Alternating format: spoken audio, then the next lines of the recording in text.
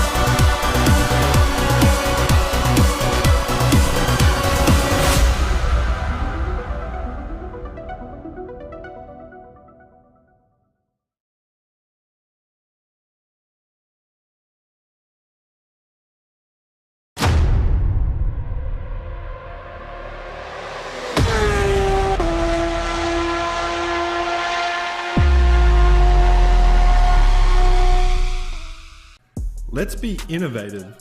Let's challenge a norm. Let's raise the bar. Let's be the elite.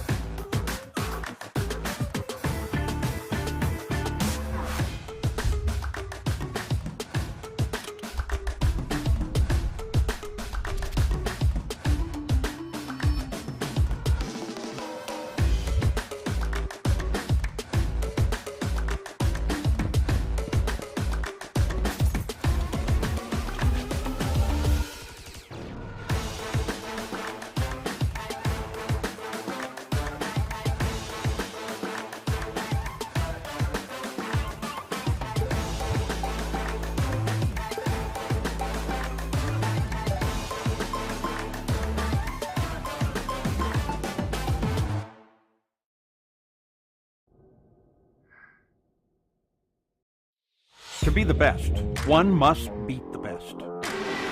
Ovals, road courses, the streets of iconic cities, race after race, the top sim racing IndyCar stars will battle it out. In sim racing, it doesn't get any better than this.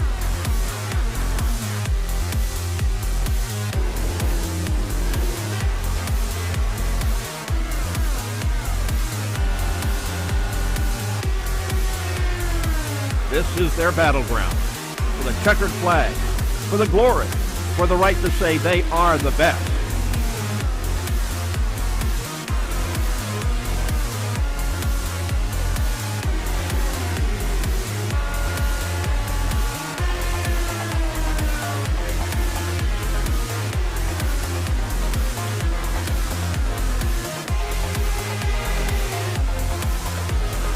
The cars and stars of the Lionheart IndyCar Series, presented by Butt Kicker, are ready to race.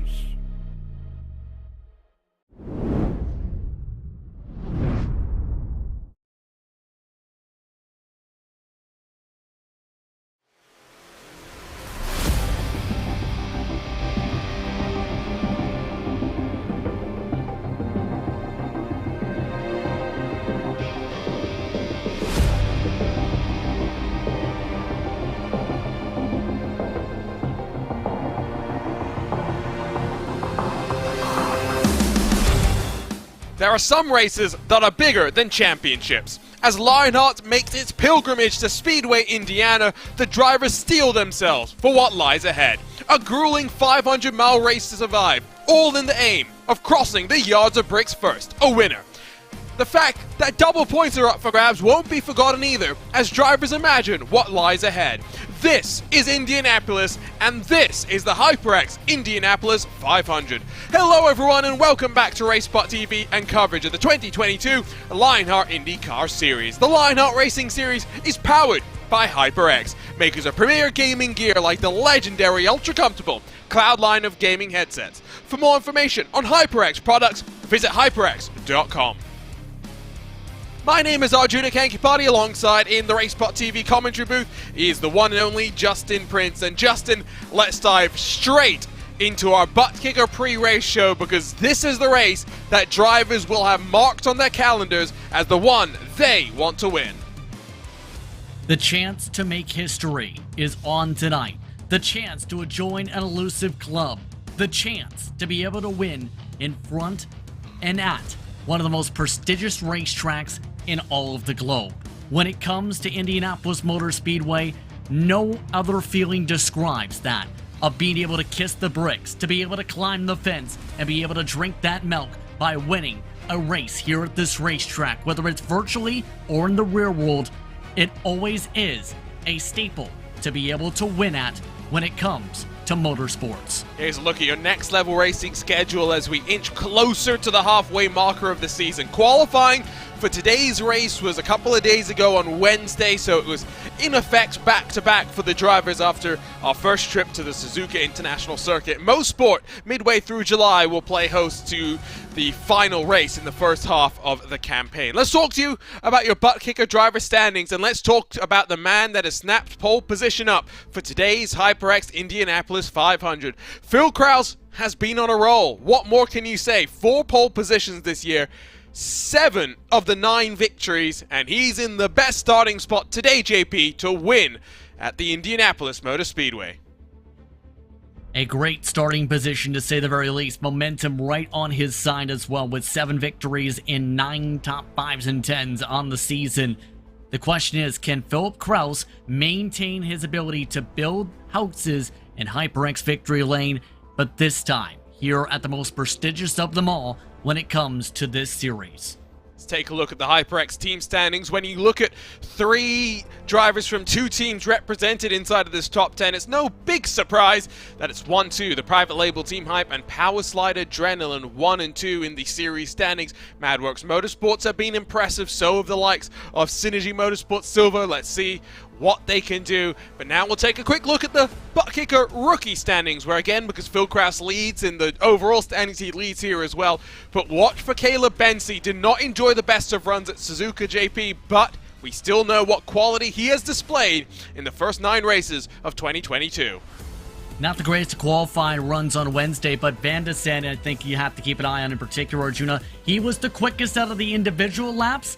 He crashed on lap 2. So starting at the back is second in the rookie standings and overall standings.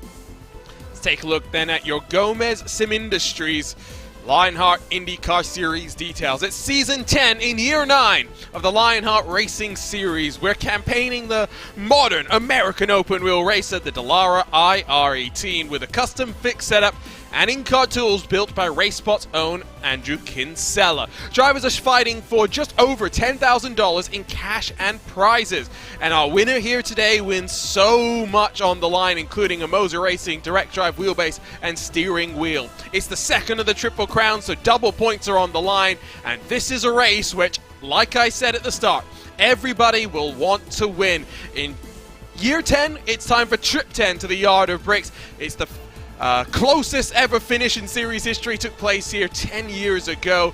Only twice has the winner started outside of the top 10. So many stats to watch here, but most significantly to me, JP, is the fact that pole position was converted into victory lane 12 months ago. That being said, it's very difficult to do so. Just twice overall. Adam Blocker became the first 2-time champion since Jonathan Goch by doing so last time out. The question is, can he do it again? is the major thing. Remember that first race with the photo finish? That was the other time the pole sitter won back in Season 1. What a race we've got in store for you here today. 200 laps, 500 miles for drivers to survive, to endure before they look to get to the end of this race in victory lane. And JP, I mean, we talk about strategies. Fuel saving always important here at Indy. It's always important to make sure you execute your strategies. Window today about 28 to 29 laps in open traffic. Could go as long as 32 with the draft. Keep an eye on that as the night progresses. And part of a race at Indianapolis is in the festivities. We've got our own here at RaceSpotTV. Let's start with today's national anthem.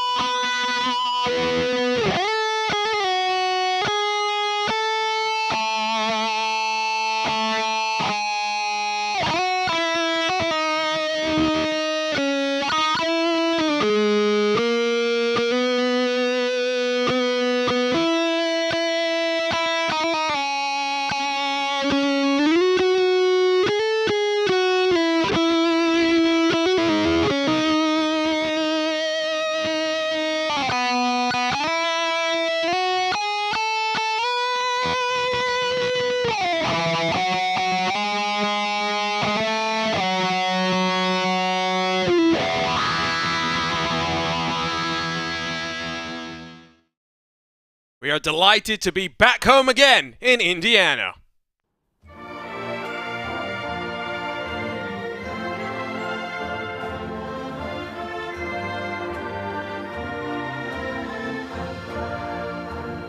Back home again in Indiana, and it seems that I can see the gleaming candlelight still burning bright through the sycamores for me.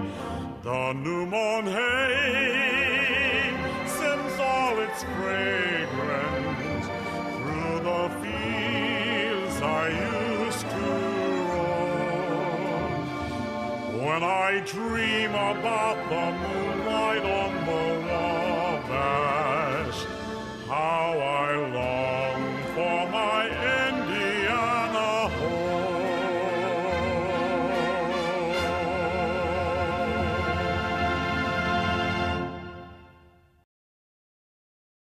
The time for festivities is over. It's time to go racing at the Brickyard. Let's take you down through your butt kicker starting grid.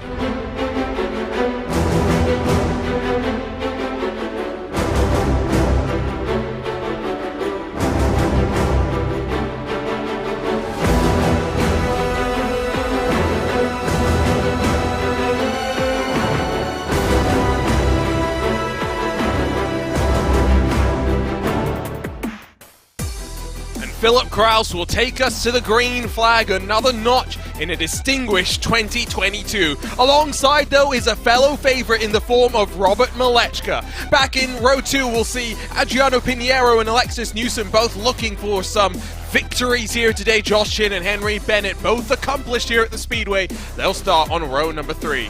AJ Musselman and Andrew Kinsella 7th and 8th while completing the top 10. Matt Taylor and Brian Beard look for a good finish in this double points race. Matthias Kraus and Joe Branch 11th and 12th positions. Rolling from 13th will be Michael O'Brien, while on his outside will be the 35 RaceSpotTV racing machine of Paul Jenkins, Chris Fowler and Jason Galvin right behind them. Caleb Bensi with some work to do from 17th, rolling off alongside of Stefan Larkamp, with Andrew Marquez and Ryan Otis completing the top 20. Bradley Sexton and Adam Frazier will be row 11, while rolling from 23rd will be the Candyman Dustin Wardlow, Lionel Kalisto alongside him. Matt Houston, Alex Guyon, 25th and 26th with Rigney and Morgan behind. Tyler Graff starts in 29th in a special Indy 500 livery with Mitchell Riggs in the Ascari Autosport car alongside him. Chris Lanini, Tony Schowen miss out on a top 30 start with Luis Gonzalez, Nunez and Ron Hacker seeing lots of cars in front of them. Two drivers to watch out for, Alexander Van der Sat and Brian Carey, 35th and 36th. Struggles continue for Barrett Rolfe in qualifying. He'll start in 37th. Jason Brophy has a lot of work to do with an end-of-line penalty along with Barrett Rolfe. They'll start at the very tail end of our field here today. The cars are already rolling, and JP, there's tension in the air. Remember what happened at the start of last year's race? Absolute chaos. Last year, that was Brian Carey with troubles already through the short chute. Had the same struggles in qualifying, hence the back position. But three keys you have to have to win here. Execute your strategy. You need to be able to hit your fuel marks, hit your pit marks, hit your marks in general around the racetrack.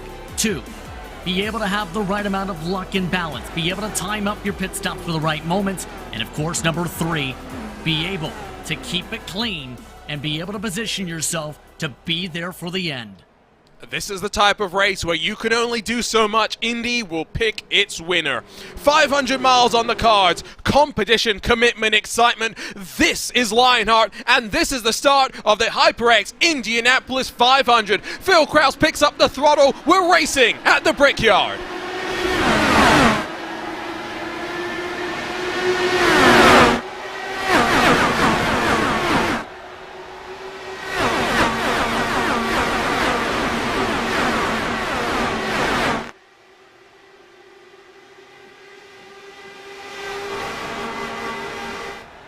Nice tidy start at the front of the field. Only change saw Henry Bennett be passed by Joshua Chin, who's looking to try and maybe get Alexis Newsom. But to the race lead goes Robert Malechka in the swap drafting that will be the story of the race. We're not going to get too excited about this, JP. We know back and forward at the front they'll go time and time again.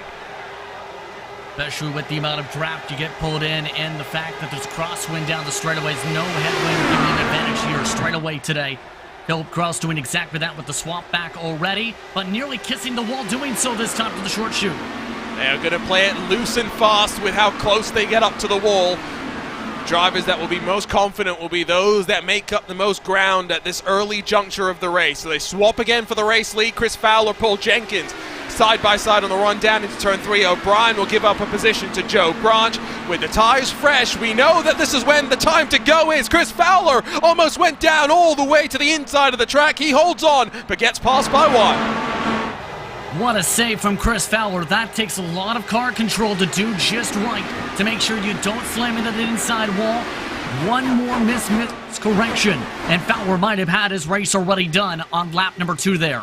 Matthias Kraus has lost 2 positions, now passed by Brian Beard as they funnel their way through turn 2 for just the 3rd time today. Back goes Malechka for the lead, and you see the choo-choo train that's forming. It is important to note, JP, we've got a big field here today. Yeah, 38 starters for this year's running to the HyperX Indianapolis 500-mile race. A massive field, to say the very least, in this midst. And keep in mind, it can be difficult to go from the back to the front. You need to nail the strategy just right and have the right amount of luck to be able to charge your way through this crowd of cars today. Strategy is what many of those further back will be looking to try and use to work their way forward. Fuel windows here anywhere from 30 to maybe 33 laps, depending on how much fuel saving is going on. At the front, it's still a back and forth fiesta, but this time it's a little bit closer. Piniero's lurking large. At the iRacing Indianapolis 500 earlier this year, we saw that the car third in line was struggling to work its way forward. We may be in for an interesting race here today, JP, because Piniero is keeping them honest. You're right there for the taking to try and make some pounces for positions, just not there currently. just that aero wash is a major impact if you want to try and run wheel to wheel around this racetrack here. And Pinheiro just can't do that right now with the aero wash. He has the fastest lap of the race so far. Lap times in the just under 40-second bracket. A lot of the cars further back in the 41s, and at this juncture of the race, if you're someone like Jason Galvin who's up 5 positions, you begin to ride a little bit more. You begin to understand that you're in for a long old slog. Let's see how they'll come to you the deeper you get into one of these very taxing fuel runs. Let's grab a look at what happened then to Chris Fowler through the short chute of turn 3 and 4, because this was close to bring out a first caution of the race. See it right here on corner exit. Just comes a little bit on up, trying to find that hole. Good save by Fowler, avoids wing damage in turn. Keeps it on going and keeps it steady. In the midst of some of the battling, here's a look in particular from Bensy, who has the perfect opportunity to showcase this. Right there he sees a hole. Was a little bit of air either way, but still was trying to go towards that hole, and that was opening. As very close on the outside, Jason Galvin will get around Brian Beard. Those are some risky moves for this early in the race, but if you feel confident, you've got to go for them. Joe Branch looking to get past Brian Beard. Beard struggling a little bit with these tensions building up, and remember, the more you fight, the more you lose ground to the cars in front, as it pulls each of those drivers back with the different lines. Des Kraus with the perfect viewpoint of this as well. They are nearly a second back now in the battle between Galvin and Taylor. They single file it out though. They'll look to try and close on forward on that 42 car. Different lines being taken as well. Fixed setup competition, but like I mentioned, in-car adjustments are available for the drivers. Front and rear anti-roll bars, as well as a weight jacket to balance the weight of the car just a little bit finer. You can go from plowing tight to super loose if you want. Finding the balance is always important when we talk about being proactive rather than being reactive, as already on lap 8 of this run, the fuel is burned off about a third of a tank, give or take, and you start feeling those balance changes. Do you remember when we talk about in-car tools as well, JP? We do have fuel maps, which can help you save just a little bit of fuel. Especially if it comes down to it. We've seen, for example, earlier this year in some various different leagues, like majors, the race go fully green, and it came down to fuel mileage and cutting out an entire pit stop in that example. So that is a possibility with the fuel maps if it comes down to it, but you never know if you're going to have a caution-free caution race. You never know if you're going to have a 199, 200 lap green flag run. You have to be able to plan out for if it goes green from the get-go as the swap drafts continue up at the front. Henry Bennett will get past Alexis Newsom down the inside. Newsom's going to fight that one back.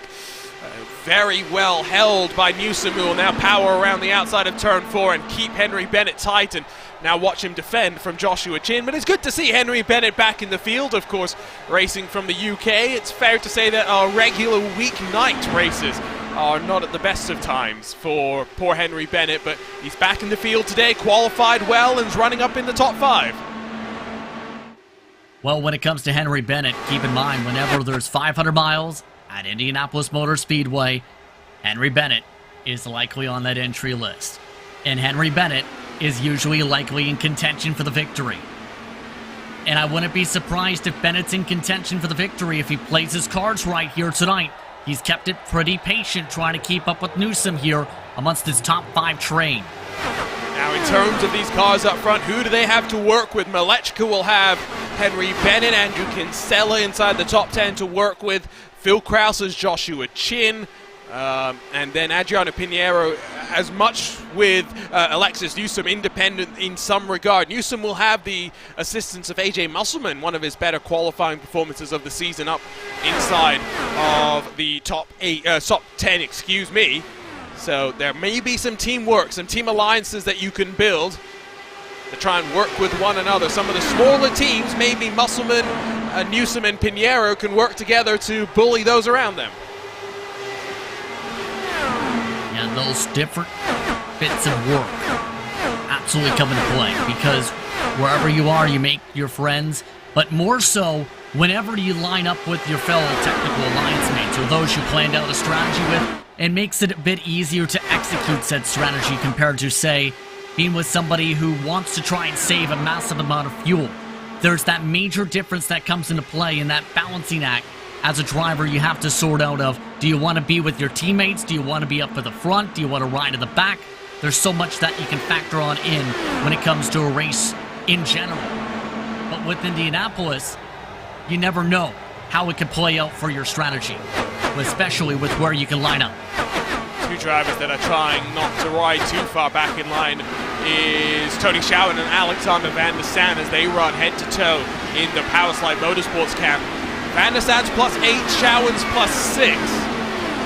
Stalled out in about 26th for the time being, tucked up behind Matt Houston, Lionel Calisto, and Dustin Wardlow. It's still back and forth.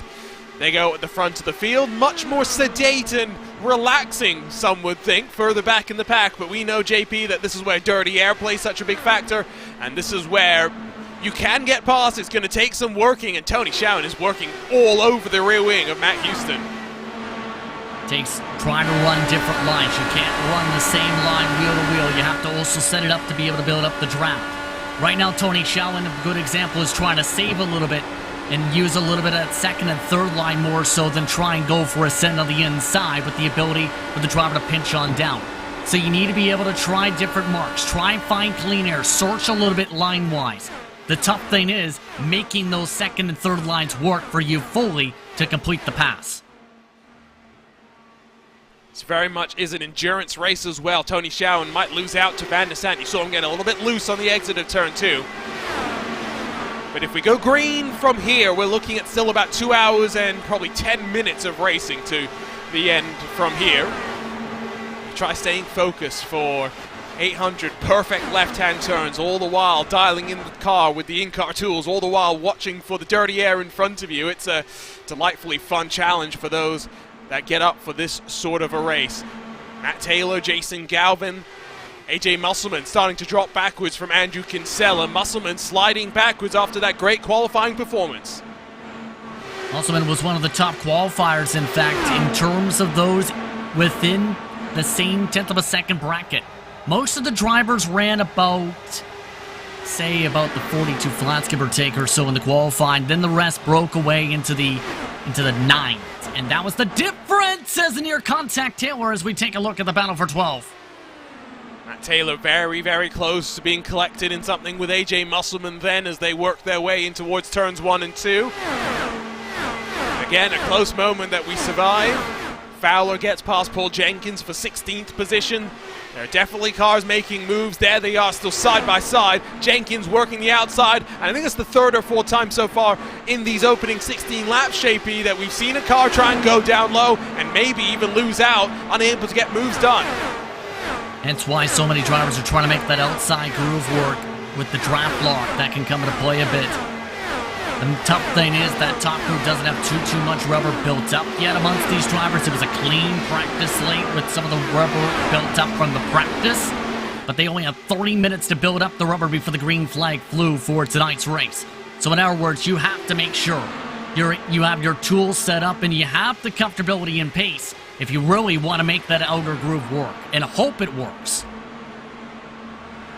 For many of the big teams, the few weeks after the month of May that they don't have to think about Indianapolis is bliss. They don't have to think about setups. They don't have to think about strategies. They can just enjoy some time. But this is the first race post-May, which all of these drivers will have been focused on Indy for.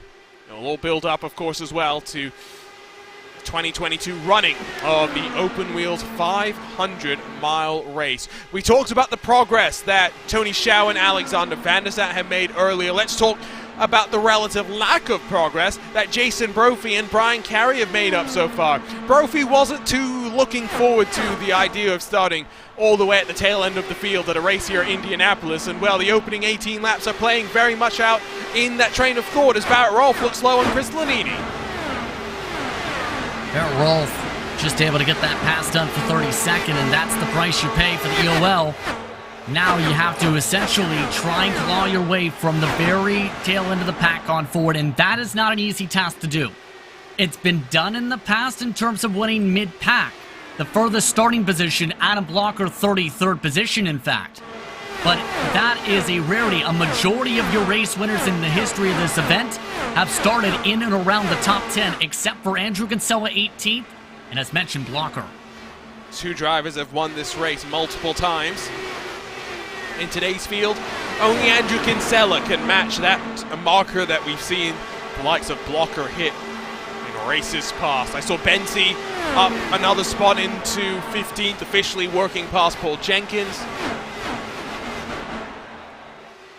Of course, for these drivers, the second of these double points races, we know how important they are, but maybe more importantly to some degree, JP, is the fact that this is at the end of the first half of the season, at which point 2 of those double point Triple Crown races will be done, and the next one bookends the season. They have to wait all the way to December for that next opportunity at double points. So for some of these drivers, they know that today is very much going to set up the rest of their championship hunt.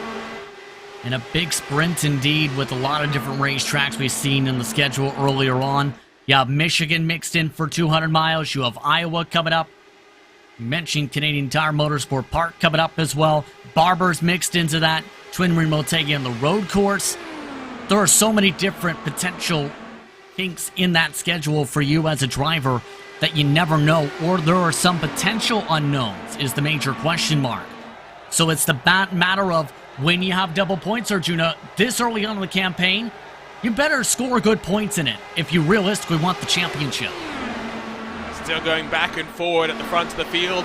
Take the time to talk about, well, the drivers so far of 2022. Yes, we're not even halfway through it, but to some degree it feels academic that Phil Krause is waltzing his way to a championship win. 19 career starts, 16 of them inside of the top 10, and every time he's inside of the top 10, he's inside of the top 5. It took him 1 or 2 races to get that first victory under his belt, but since then has won more than half the races he's been entered into. Adds another pole here today, wants to get win 10 to ensure that his winning record stands at .50. There's not much else to say about this man, Phil Krause. He's been able to build up a hype train full of victories, top 5s, top 10s into his trophy case, while building houses in HyperX victory lane at just about every circuit. What else is there really to say when it comes to the man who has an emoji named after him? Not really. Philip Krause. Hey, if you're part of our Blame Club on YouTube, you can use emojis with commentator's face on them. Phil doesn't have that, although I'm sure he will very, very shortly. Crossing the line, lap 23 will be in the books as we work our way towards the first pit cycle of the race. And we try not to talk about it too much. We want to give our drivers the benefit of the doubt, but what we know, JP, is pitting here at Indy is no easy task. You're stripped of downforce. You're not using the brakes very much, so they're very cold. When you come onto pit lane, onto the pit limiter button, you've got to be very careful the car doesn't snap around on you. It's a high pit lane limit as well, so when you're coasting into your box and getting on the brake for the second time, it's equally easy to lose the balance of the car. 60 miles an hour, the speed limit here for today's race. And the tough thing is, especially if you're having several drivers pit at the same time, you want to build up some space to be able to fully charge into the pit lane and be able to get yourself to the yellow cone. But that chopping of the brakes, you don't want it to where you lock it up, lock up those firestalls, spin that car out, smack that car into the wall, and stack up the pit entry. You want to be able to keep it nice and smooth, while also making sure you don't leave too much time, if preferably any time, on the table in your entry all the way towards your pit lane entry box. If you're only a couple seconds back from your race leader, you won't go a lap down, but the further back you are, the more in danger you are of going a lap down when you come to pit road. We talk all about this because there are drivers that we know and expect that if we went into a fuel mileage race, which technically it really isn't if it's a complete green flag run, but you look at someone like Alexis Newsom, always good on fuel. You look at someone like Joshua Chin, who's known as a prodigious fuel saver, but the man that I think we really should be watching for, if that's the case, is the man that's up to 25th position, now plus 10 from where he qualified. Alexander Van der Sant, after crashing in qualifying, is up to 25th. just taking his time right now, waiting to pick his spots. Right now, riding behind Lionel Kalisto in this case. And you're right on that strategy, because when it comes to today's briefing, it was talked about a 6 or 7 stopper without the draft factored into that, Arjuna. Meaning, if you elect to go on and push a little bit, you might get yourself to where you need that extra stop at the end of the race. It's within 5 laps of the checkered flag, mind you, if you go 28 to 29 laps. So that math of just a lap per run could be huge for how it adds up for the checkered flag. And if you cast your mind back to the month of May here on iRacing, it was in the 13th running of the iRacing Indianapolis 500, looking like a fuel mileage race that Alexis Newsom, with help from her teammates at Team I5G, was on course to win. But then we had chaos. Cautions breed cautions. A one-lap shootout led to Christian Steele becoming yet another winner in the storied history of the iRacing Indianapolis 500-mile race. For the 2 cars at the front, they've been punching the hole in the air. They are not far away from being the first to grace us with a trip down pit lane. Will Malechka blink first? Will it be Phil Kraus in the pink and black number 19 private label Team Hype car that comes down on towards the pit lane? Stefan Larkamp has lost a bit of ground this time around. Passed by his teammate in the form of Andrew Marquez, and you can see the gap up to Ryan Otis. They are in danger of losing the draft. And that draft extremely important for him to hold on for the main pack, because without the draft it could be about a couple tenths of a second difference in terms of lap times. Marquez, Larkamp, Frazier and company, though, have already lost it by more than a second plus. That's the tough thing. Pit window is coming. Malechka the third, indicating the pit window is open for him. So will Kraus follow him in? Both cars peel off to the left, and they've got to be careful getting onto the anchors. Kraus locks up, but both cars sliding their way down onto the limiter line. Look like they get away clean with stop number 1. If you want to cast your mind back to May, I know Phil Kraus might not like me talking about this, but in a battle for the lead of the race, Phil Kraus came onto pit road. When he left it, he made a mistake and ended up crashed out of the race.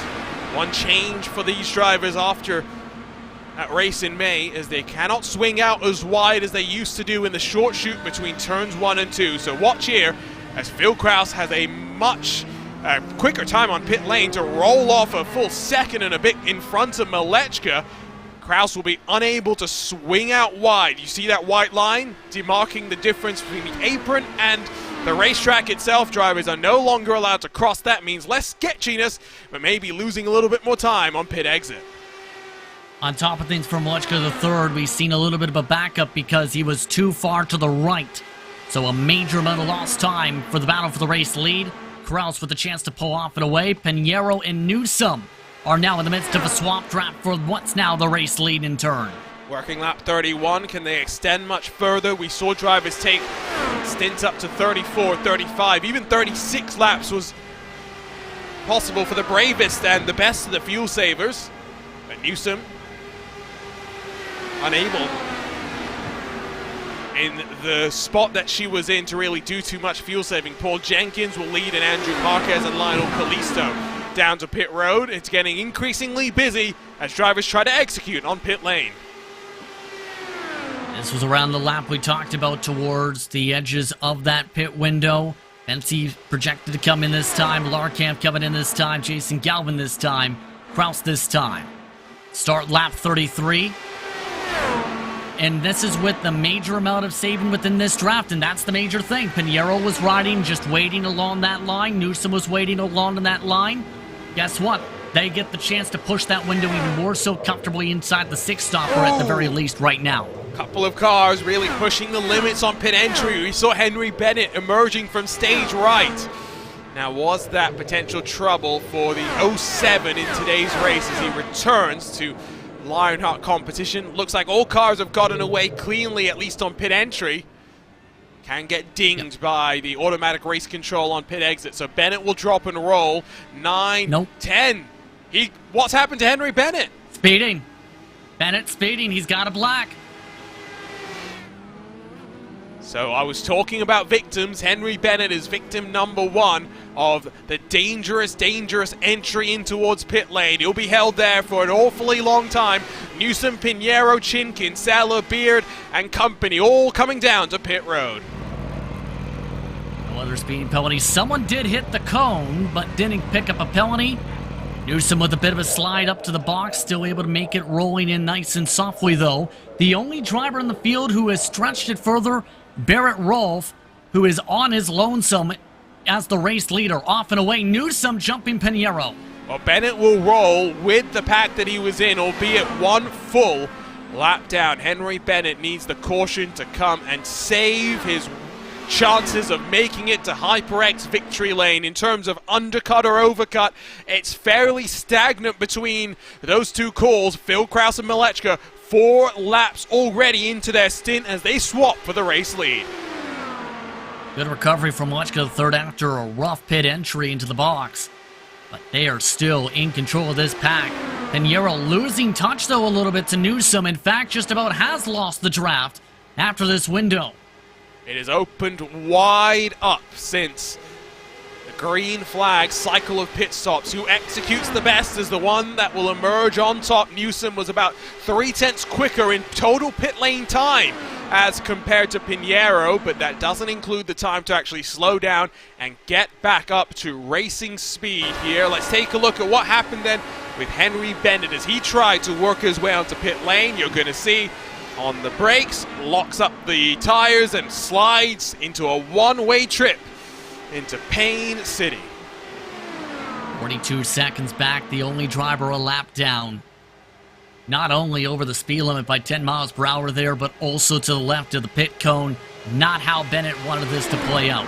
But the swap drafting continues. 4-lap difference on them on the undercut. And this is where the chess match is really coming into play in terms of the fuel. With them, if they were to go 30, 30, 30, and so forth, break it down simply, you have the math where they go in for the last time for 20 laps to go. 5 laps, 4 or 5 laps on extra stint, that puts Newsom and Pinheiro into the 1 less stop window for a 5 stop instead. Let's jump around the field and see some of our featured onboard cameras for today's HyperX Indianapolis 500-mile race. Riding with the Graphics Esports onboard camera, it's Tyler Graff in the 98. Graphics Esports, world-class design from the real world to virtual. Today, with the SimRace 24/7 onboard camera, it's Andrew Kinsella. Visit simrace247.com, where sim racing is for everyone. And with your HyperX onboard camera, it's Aaron Morgan in the 24. Whatever you play, however you play, HyperX knows we're all gamers, and HyperX is always ready to game. A good look on board there as Aaron Morgan lost out to Matt Houston in that 66 machine, who made up some ground through the pit stop cycle. Another one of the cars trying the undercut strategy that might lead, if we go green from here to the end, to an additional pit stop compared to the rest of the field. 38 cars started, 38 cars still running, only 1 car 1 lap down. Henry Bennett with troubles on pit entry. We saw it on the RaceSpotTV replay. Overcommitted, ended up 1 lap down, 50 seconds stationary in the pit lane. And Justin Prince with the first cycle done, the first green flag pit stops under our belts as well. Who's looking in a comfortable spot when you cast your eye across the field? Of course, we talk about the top 2, but I think Newsom and Pinheiro are in a decent spot as well, because especially Newsom, Alexis Newsom can just watch in the popcorn seat, munch away as the fuel gets saved, and boom, Newsom has a great opportunity to potentially go for a 1 less stop strategy to try and win the race in long term. It's the matter of staying committed to it. That's the critical thing. Right now, Newsom's not in a position to go for the swap draft, obviously. You have to stay within the draft, though. Also liking what I'm seeing, though, from Jason Galvin, who's up 7 spots in this race. Also in a solid spot. Looking to battle it out with Matt Taylor still a little bit. Trying to catch back up to him, in fact, with AJ Musselman. Galvin, one of the bigger movers up towards the front. Biggest mover overall, still Van de Sande, who's still in the back in 19. Van de Sande is working his way forward quickly. Only 12.5 odd seconds back from your race leader. Even though He started at the very tail end of the field, and 4-lap qualifying always makes things a little bit more special. What makes it even more fascinating, even more of a pressure cooker environment, JP, is the fact that we had the HyperX race for the pole this past Wednesday. Drivers got one attempt, and that was it to go out there and qualify. Some rose to the pressure, some unfortunately stumbled and crumbled. A few drivers did hit the wall, just a couple though. It was a pretty clean qualifying run. Most of the drivers separated amongst the top 25 by about a tenth or two on the average of the 4 laps. But the major thing too that popped up was the nerves, because some of them said it was the most intense qualifying session they'd ever taken part in. Others, they were saying, don't remind me of my apathy in terms of my focus, as in they were very calm. It was a difference of the spectrum, and the expectations were high for some. They lived up to the expectations in most cases that qualifying day. Some are used to the pressure, some are not so used to the pressure. These one-time qualifying attempts are a staple, of course, of Indianapolis racing. And so it's good that we at least get them here today. Right on board with Jason Galvin down the back straightaway as he works his way in the draft of Muscle Man and Matt Taylor in front of him. Brian Beard's comfortably tucked up behind. They're all settling into a rhythm now. Big windows and big gaps on track have been brought open by this pit stop cycle. You can see 4+ seconds to Kinsella up the road. We have 6 cars breaking way for the lead. Kinsella not completely out of it just yet. As a matter of fact, Kinsella has reeled his way back into it. Was about 1 second back of Josh Chin. Has been able to reel in within 8/10 now. So the gap is shrinking. You see the battle on screen though. Galvin not backing down. Matt Taylor trying to run away as Musselman slips back. Musselman is on the same strategy as Taylor and Galvin, mind you. Textbook there for Jason Galvin. Just wait for the opportunity on the outside to open itself up. There's the look at that leading choo-choo train.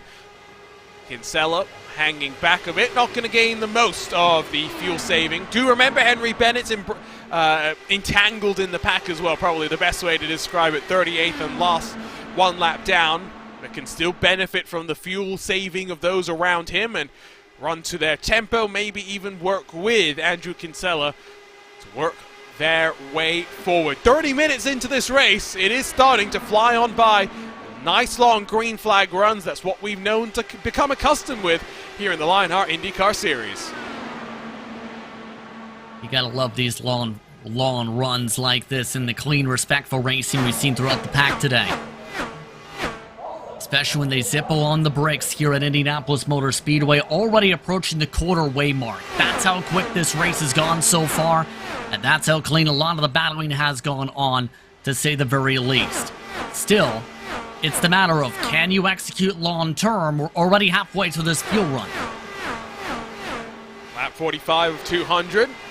6 cars in the chance right now as Caleb Bensi, Matthias Kraus will swap around on the run into turn 3. Bensi's up 5 now into 12 in the car that sits 3rd in the butt kicker rookie of the year standings. Very impressive run. Just happens to be in a rookie class that includes the likes of Malechka and Van der Sande. Not a rookies by any means in the Stellara IR18. Back and forth they go, snaking their way in towards turn number 1. Van der Sande's again up to 19th. We'll track his progression. In terms of drivers that are struggling the most, outside, of course, of Henry Bennett, I think the big surprise is potentially the slide backwards that we see from Lionel Kalisto, and maybe even Tyler Groff as well. Both drivers losing spots, and Tyler Groff in some trouble down on the apron. And pulling off into the pit lane, in fact, with the garage. What happened to Tyler Groff? He was running just fine, it looked like, but I think he's hit the wall for mandatory repairs. Yes, Groff is done. My, oh my, just when we were talking about 38 cars in this race and still surviving, Tyler Groff becomes victim number 1. Let's have a look at a RaceSpotTV replay then straight away and see what happens here. Through turn 1, up in the groove, and that's a slight contact, but that's all it needs to damage the car significantly. That was what we talked about, an incident from the start of the race for last year's running.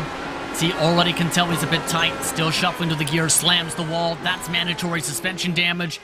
And that means end of the day for Tyler Graf, 37 still remaining on track. Now, do we count that as a commentator's curse or not?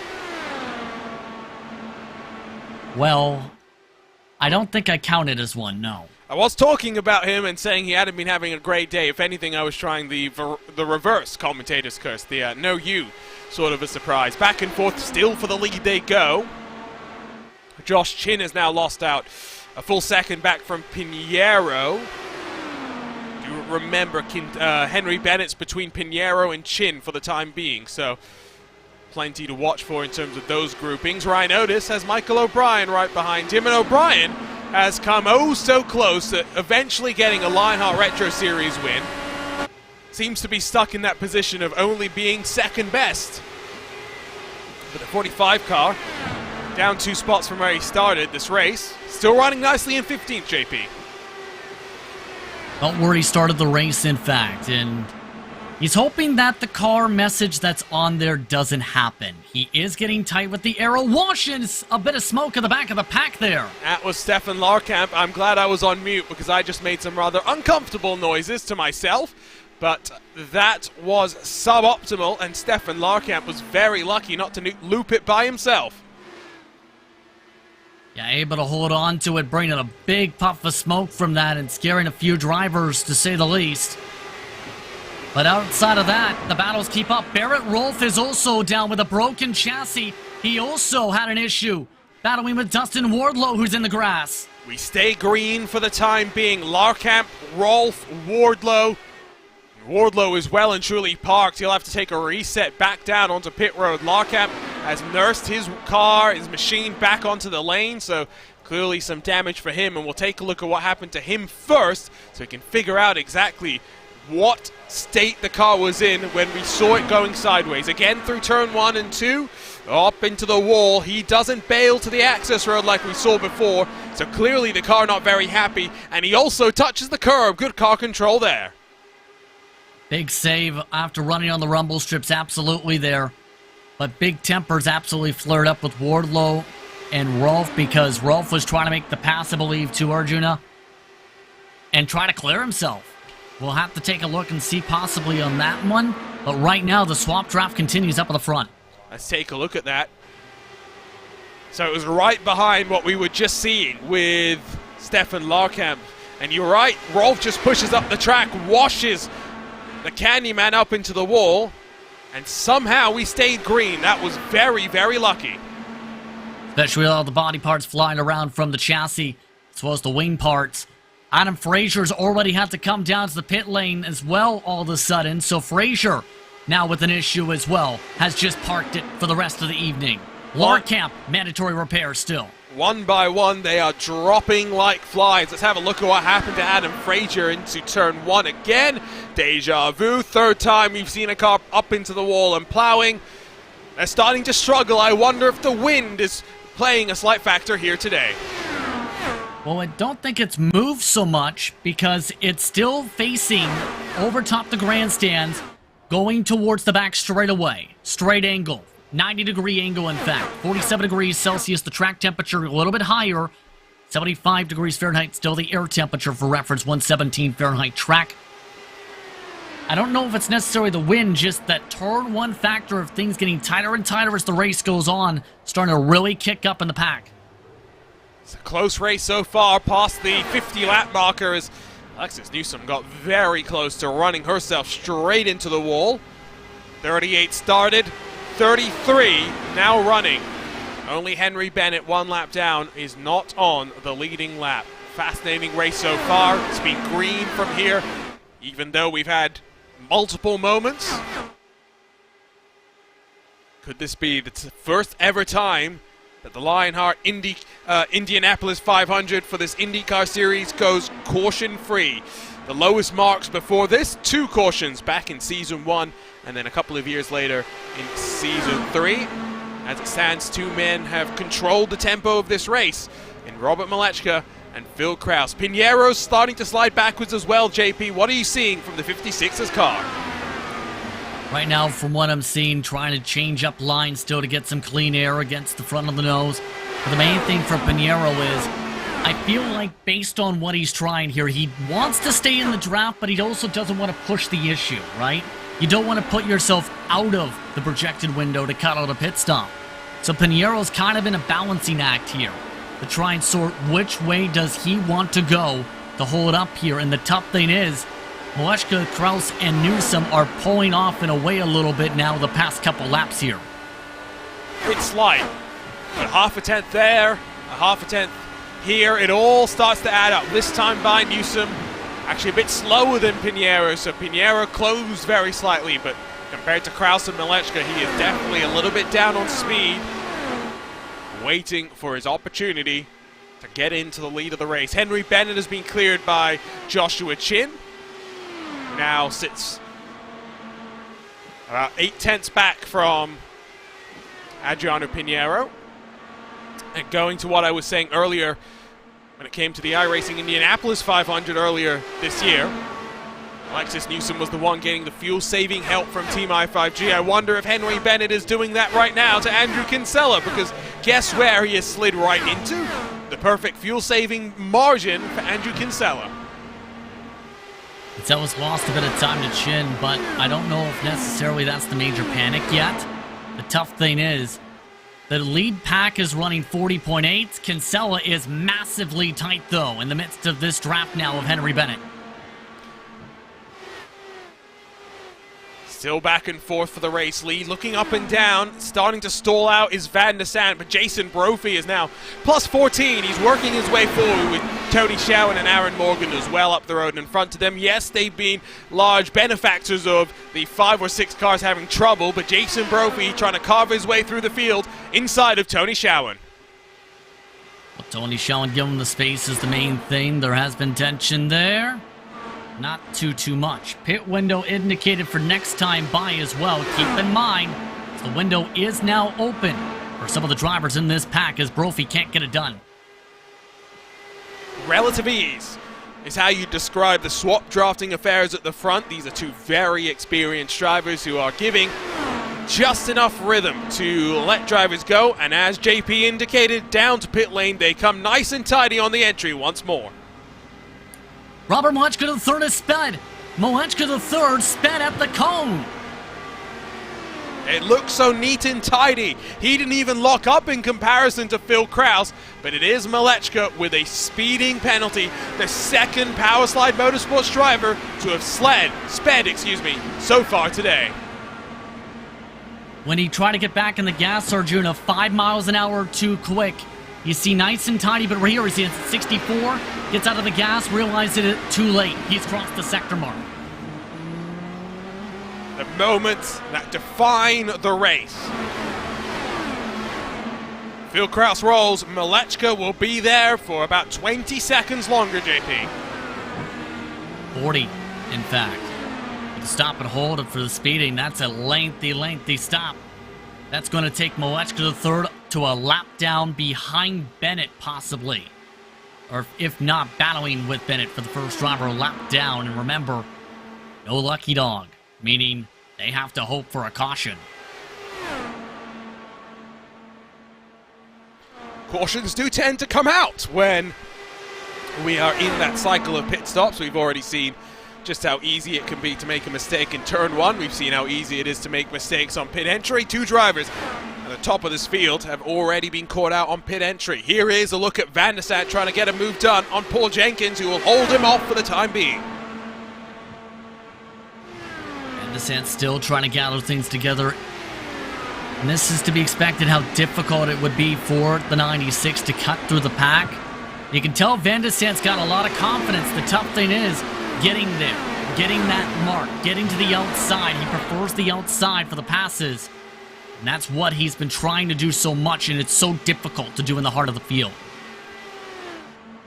Here goes Joshua Chin down to the pit lane.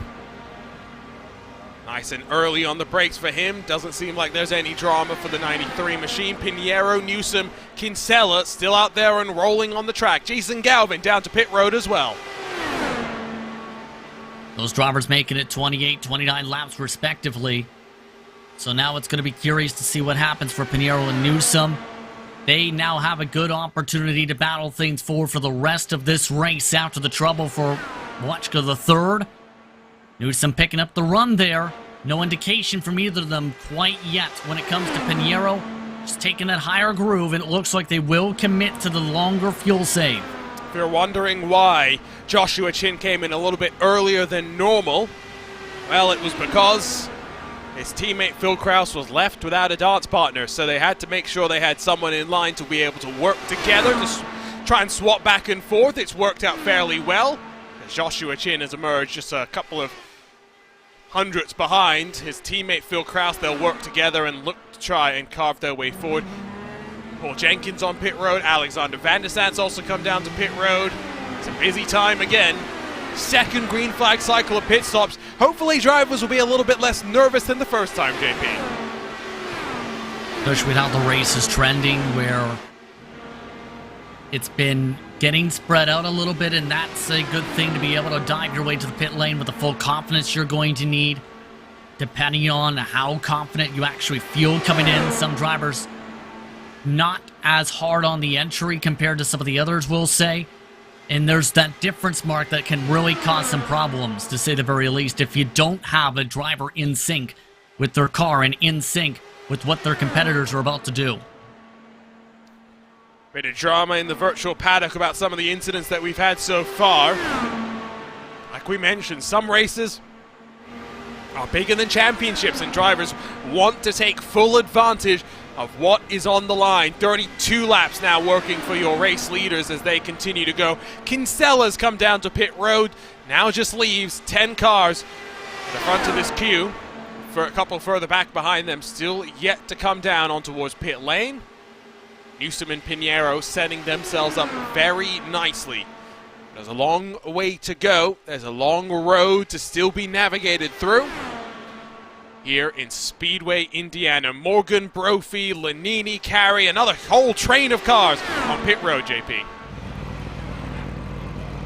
Still liking the window for Newsom Pinheiro, though. 32 laps for Musselman, Kraus and company. So they're trying to catch up a little bit on that strategy window. Guyon indicating he'll coming up here along with Chris Fowler. Meanwhile, Kinsella very quietly, though, is having a very solid race. Remember, it was talked about by Adam Blocker while watching qualifying. If he was inside the top 10, he thought he'd be a contender.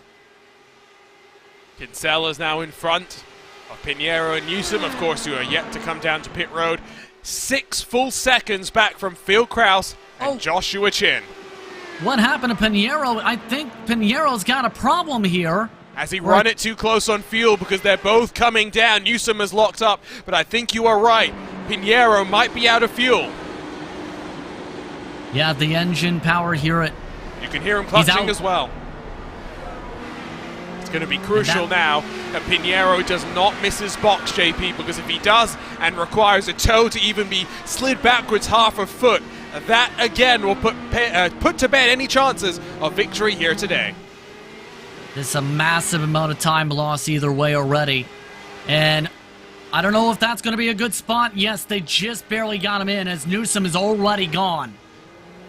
Pinheiro flew too close to the sun. His wings have been clipped up underneath him. There goes Newsom in front. You can see Chin and Kraus, who control this race. Newsom's going to struggle to stay in their draft. Trying to still pick up the speed, but no dancing partner now. Next nearest partner is Kinsella, way far back on the racetrack. So now, private label Team Hype has this race right where they want it to be. 1.5 clear of Newsom.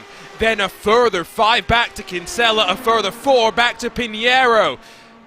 5 contenders have become 3 in the blink of an eye. And JP, we talk about strategy. There is now a big gulf starting to form. And this is why we love these longer races. You set your stall out, and by the end of the race, we know whose strategy, whose calls have played out the best. Pinheiro back down to pit road. And Pinheiro's picked up another black flag. He might have gotten an unsafe pit exit, possibly. Not quite sure. But either way, Pinheiro, huge black flag. I mentioned it earlier. I wonder if Pinheiro just maybe ran out on pit exit a little bit wider than he was allowed to. Just like Henry Bennett's day was ruined in pit lane, Adriano Piñeiro's race has been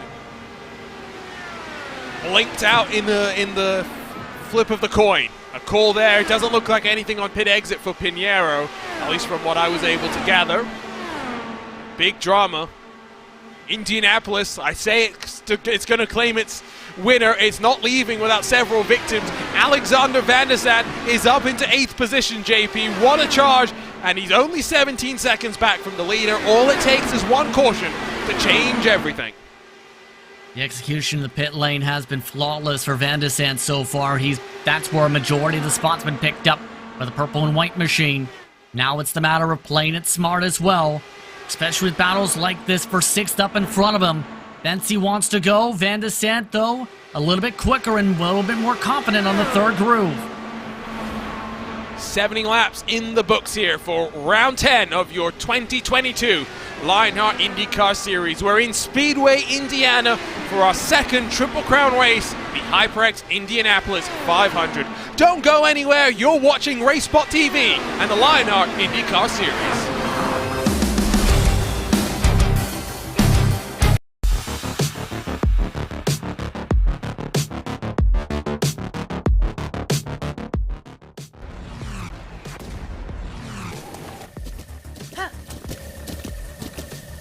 With the Butt Kicker Gamer 2, what you see and what you hear is what you feel.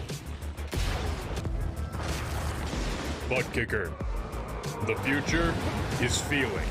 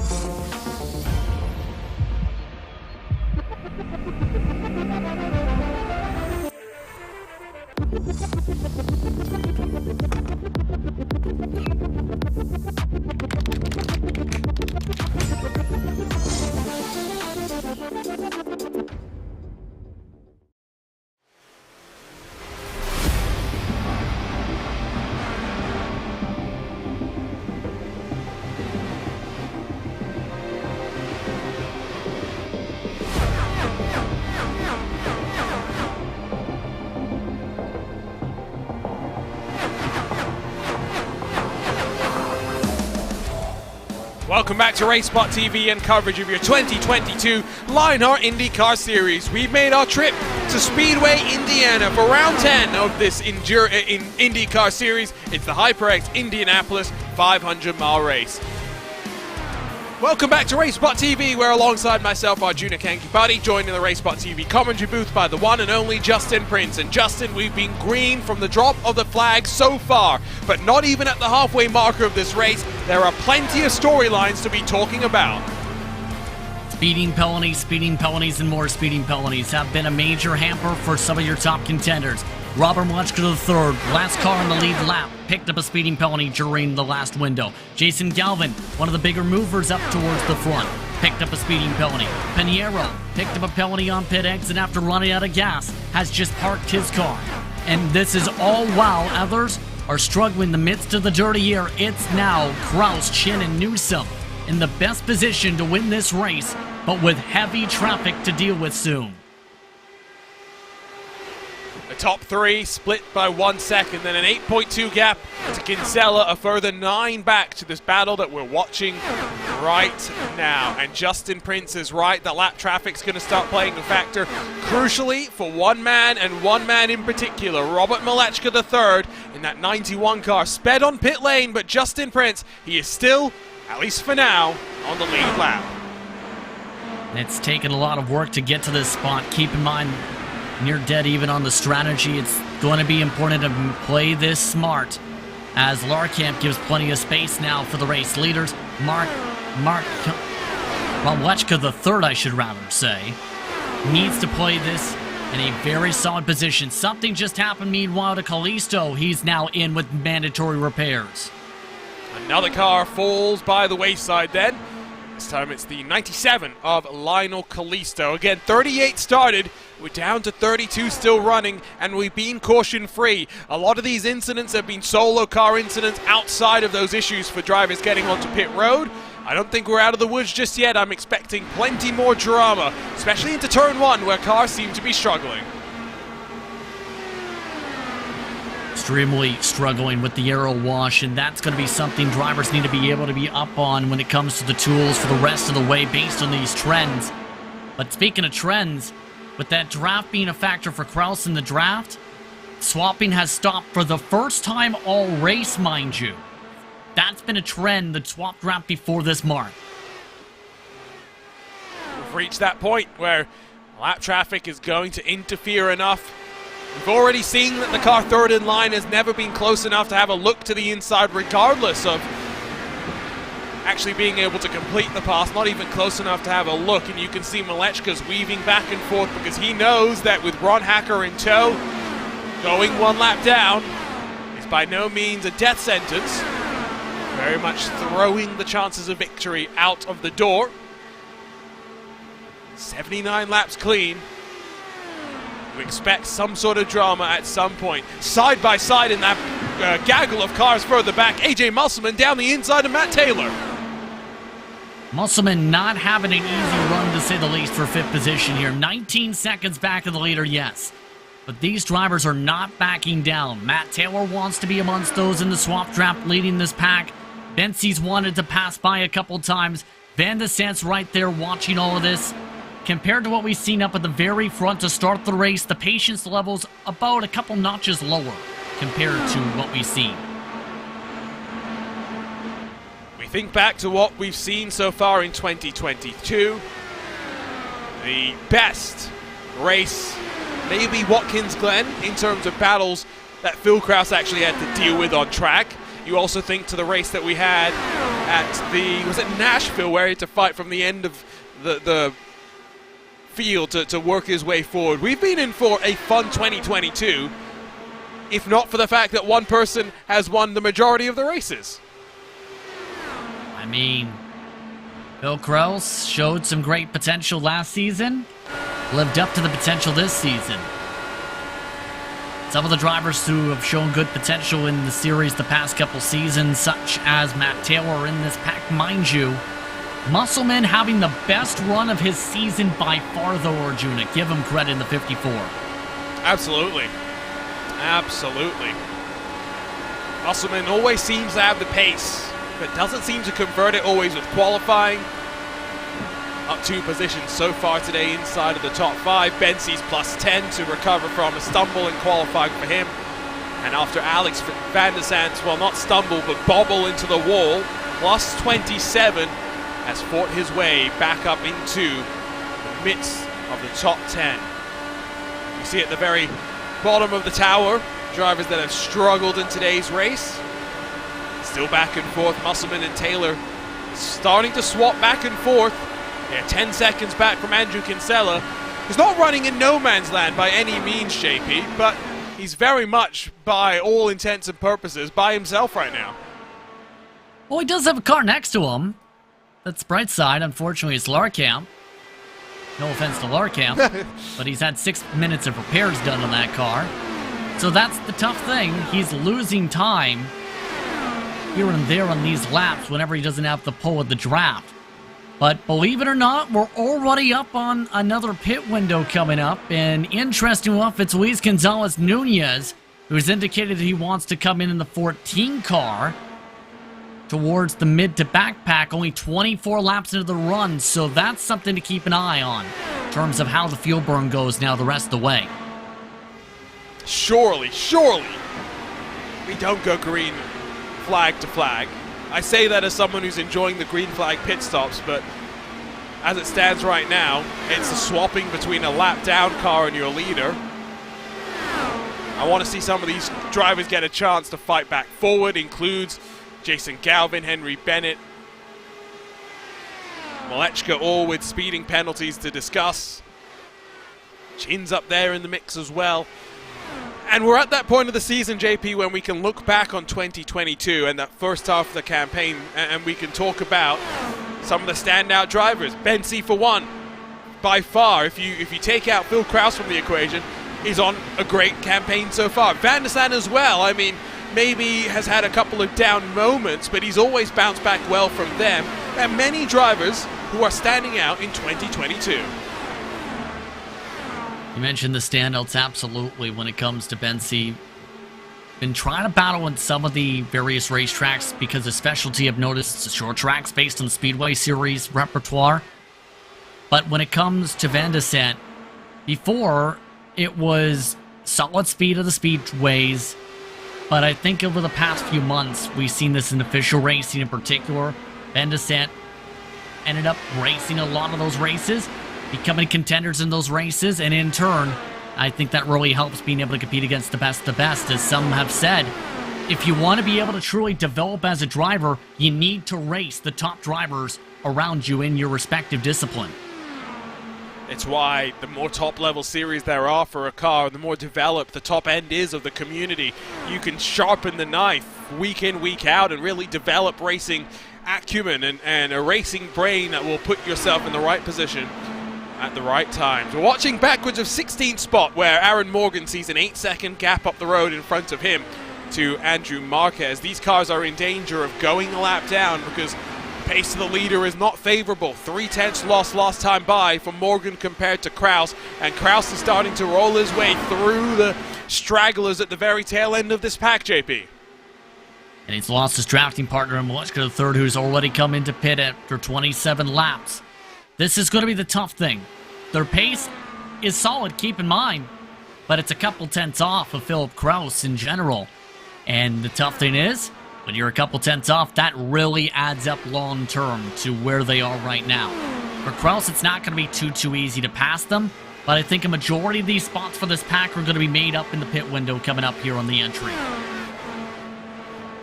Remember, Joshua Chin bailed from the strategy he was on to help his teammate out in Phil Kraus. They control the tempo of this race as they carve their way through lap traffic. Next in line, Mike Rigney in the 00 machine. Second Triple Crown race. And of course, if you think back to who won our first Triple Crown race, it's the man that leads now. Never in series history, JP, has a driver won all 3 Triple Crown races in the same calendar year. It's because it's so difficult to do, right? Because it takes precision at 3 different racetracks and 3 different full distance runs or double points distance runs. And if you make one major slip up, especially on a pit entry, let's say, you end up losing that race and your chances are out the window. But so far, Kraus has been right there dialed in along with a buddy in Chin, who's been right there and committed to help him get to his goal. Relatively tidy on the pit box entry from Josh Chin and Phil Kraus, who both roll alongside each other. Chin a little bit quicker than Phil Kraus, maybe requiring a little bit less fuel in the car as the 93. They'll emerge in the thick of the traffic. Helpful for them to get back up to speed.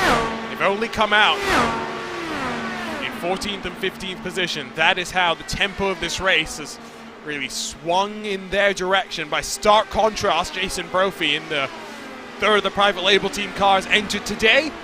Well, they pitted and they've come out in front of him. It's a gulf as big as that. Bentley plus 12, Van der Sant plus 29, Otis is plus 8 as well. We've been talking about the likes of Showing, Carey, Brophy, Van der Sant and company. There's many others that have been relatively strong here today. I think Matt Taylor might have had a bit of a moment. He's lost a whole bunch of ground. Taylor was in a good spot before this mark, now losing all his buddies. Matt Taylor's got a problem. Matt Taylor's got mandatory repairs. Matt Taylor must have gotten into the wall somewhere. You saw him bail to the access road on the entry to turn 3. Heads up driving from the Madworks Motorsports machine. Grab a look at the RaceSpotTV replay, and again it's turn 1. Sliding up the track into the wall. You break your suspension, you do damage to that car. You can see him wiggling on the exit of turn 2, but that's not where the damage was done. Indeed, and Matt Taylor, now that's a lengthy stop, to say the least. Takes him right out of contention, right in the midst of the pits windows, too. So move Musselman up to 3rd as a result of that trouble for the number 8 machine. Another one bites the dust. Like we're saying, one by one, they are all running into some trouble or the other. When does that start to influence the likes of Chin, Kraus, maybe Newsom, who, even though Newsom is running at the front of the field by herself, has got Rigney and the cars in front, all feeding a healthy dose of draft to the factory back number 53. And the major thing is, how will Newsom be able to keep on trying to execute her strategy? Because we mentioned the strategy of cutting out a pit stop. That seems to be the target when it comes to the number 53 machine here today, especially with the help on the box and Christian Steele. Might have added Aaron Morgan to the list of retirees as well. Attrition is playing a large factor now as we approach about half the cars being at least 1 lap down at this stage, not even halfway through this race. We talk about how tough this race is. It's being borne out in the results so far. Paul Jenkins in the 35 pits this time by. A couple others you see rolling in. Laura Camp amongst the lap cars in the pit lane. So that execution's so critical now. But for Newsom, the execution's been really strong. I think Newsom's still in the contention for this win if it stays green. That's the critical part. If it doesn't, it's Chin and Kraus with the dictated pace so far amongst the teammates, as Chin still can't find a way around the traffic.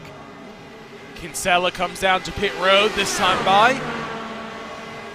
See the different splits in the fork starting to roll. Kinsella was on a similar strategy to Newsom at the start of this race. Now, very, very different situations for all of these teams, all of these drivers, as they understand what exactly they've got to do. Relatively long in the box for Kinsella, a 10-second stop. So a longer stop once more coming in, as AJ Musselman's indicated he wants to pit this time by. Gonna have to be careful, though, in this pack. A lot of intense battling. Some of these drivers trying to find that extra speed, too. You have to think with the weight checker. That's what happened with Aaron Morgan's car, as in goes Van der Sant to the box. Very early pit stall for Van der Sant. Hits his marks nice and tidily.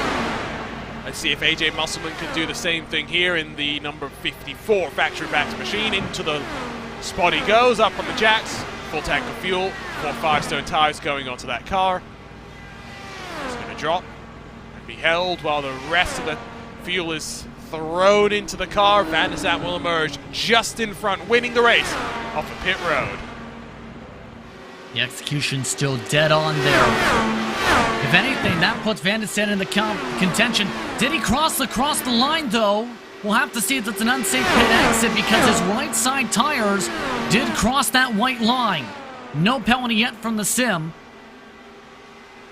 I think he got away with that. We've been hyping that up, but all the drivers seem to have been relatively okay with pit exits so far. They have adapted to the changes about as quick as one would expect. So Newsom still leads as we wait for her to come in. Let's grab a look at what happened to Aaron Morgan. This time opposite end of the racetrack. Not turn 1, it's turn 3.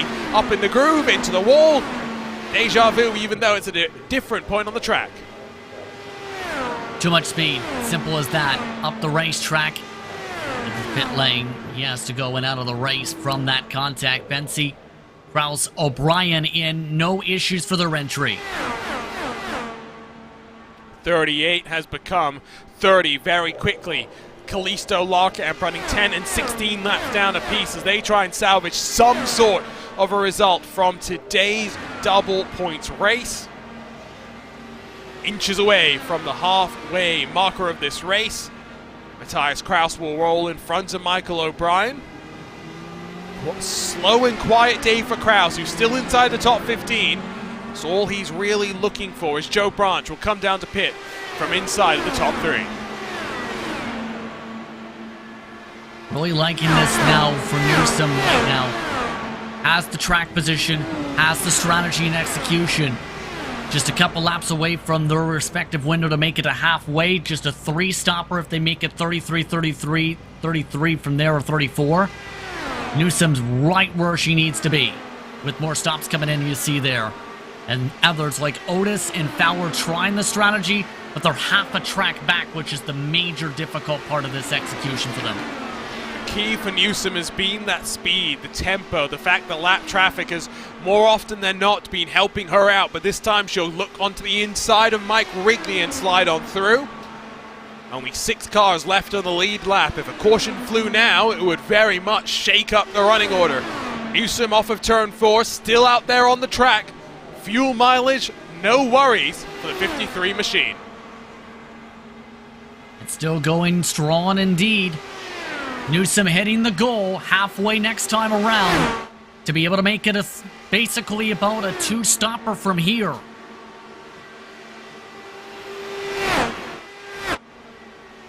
Half the race has been completed caution-free. Brian Beard will come down to the pit lane and a big puff of smoke. Might just have sped there, but I think the 5 might just have gotten away with it. Does Newsom get to the halfway marker without a trip down pit road? Does not look like it. Here she comes, the 53 on pit lane. Newsom trying to keep it in, gets it in. Nice and smooth on the entry, although there was the lockup of the left side tires. Now it's the matter of just keep up with Chin and Kraus. The tough part is they were only 30 seconds back before this stop. The delta in the lane once you finish the stop before the cones, about 35 seconds. I think the key now for Newsom is to make other friends for this race. It's not so much be concerned about those cars that are already going as Newsom revs the engine and starts to roll out of her pit box. For Newsom, it's about getting close to Andrew Kinsella, seeing if he's willing to be the hole in the air, the helping hand that enables this 53 car to make it without that extra stop. She's going to come out in the midst of some lap traffic. Will not be the worst thing in the world. Newsom 5 seconds back from your race leader. As to be projected, so Newsom losing a bit of ground, long run with no drafting partner there. Still liking the strategy though, just has to work with some of this lap traffic and hope they're able to play friendly. The main thing though is, Chin, originally you talked about the possibility of the undercut coming in to help Kraus. If anything, Chin right now is in a better spot than Kraus to be able to come away with the win because he's getting around the traffic quicker and easier than Kraus has. Emerged off of pit lane in the lead of this race, and now Joshua Chin leads the HyperX Indianapolis 500 for a iRacing Indy 500 winner. Has led 30 laps coming into this race. Could this be the day he adds the Lionheart Indy 500 win to his resume? Let's turn up the engines. Let's listen to the sights and sounds of the Indianapolis Motor Speedway.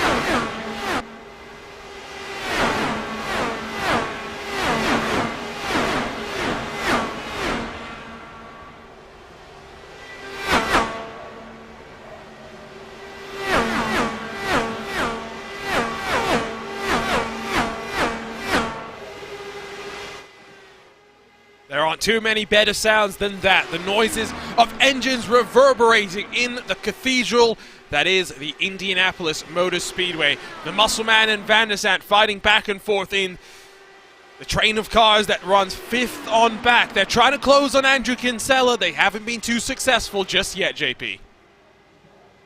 And that swap draft is efficient when you have it fully coordinated just right. And it's a little bit earlier down the straightaway compared to what we've seen before from Kraus and Malechka III. So I think that's partly the factor, just the timing.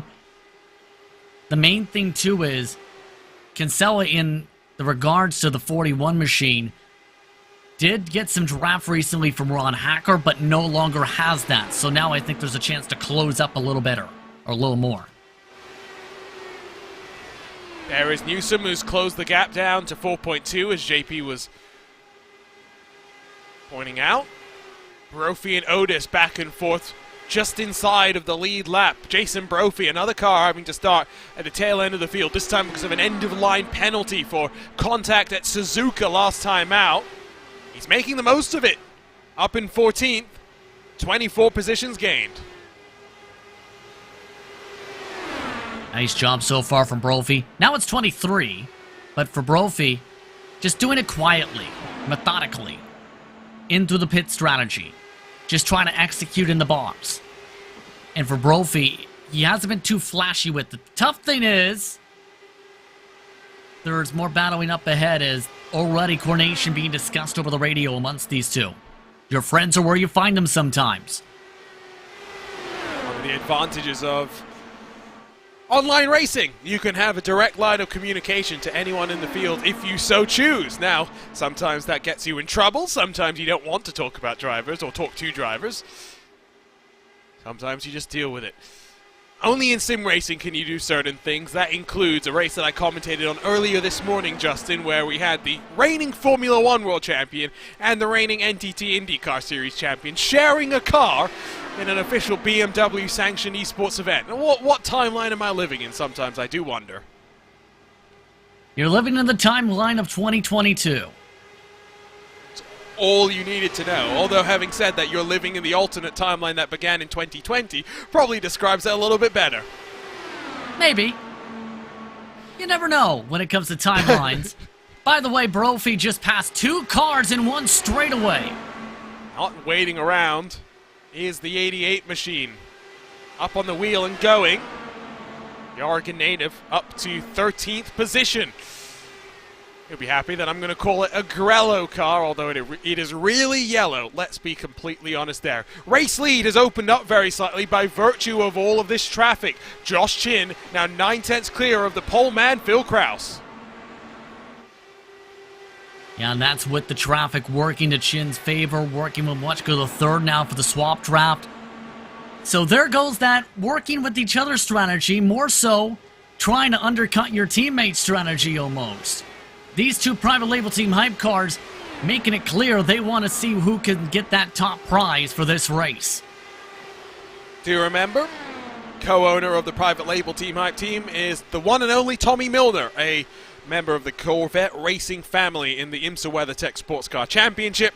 Now Tommy has done strategy on occasion for the team here in the Lionheart IndyCar Series. Today he's preoccupied by this race called the 6 Hours of Watkins Glen or something along those lines. It's not at all part of any sort of major championship, of course, but that race is already in the books. Tommy might be watching on with eager anticipation as his cars run 1, 2, and 13th for the time being. Now, usually we'd see a 4th private label team hype machine in the form of Connor Harrington. Unfortunately, Connor Harrington not racing today with some family matters. We wish him and his family the best during these difficult times. The gap at the front, though, is now up over a full second, and Newsom has lost ground as well, JP. Things are swinging in the direction of Joshua Chin.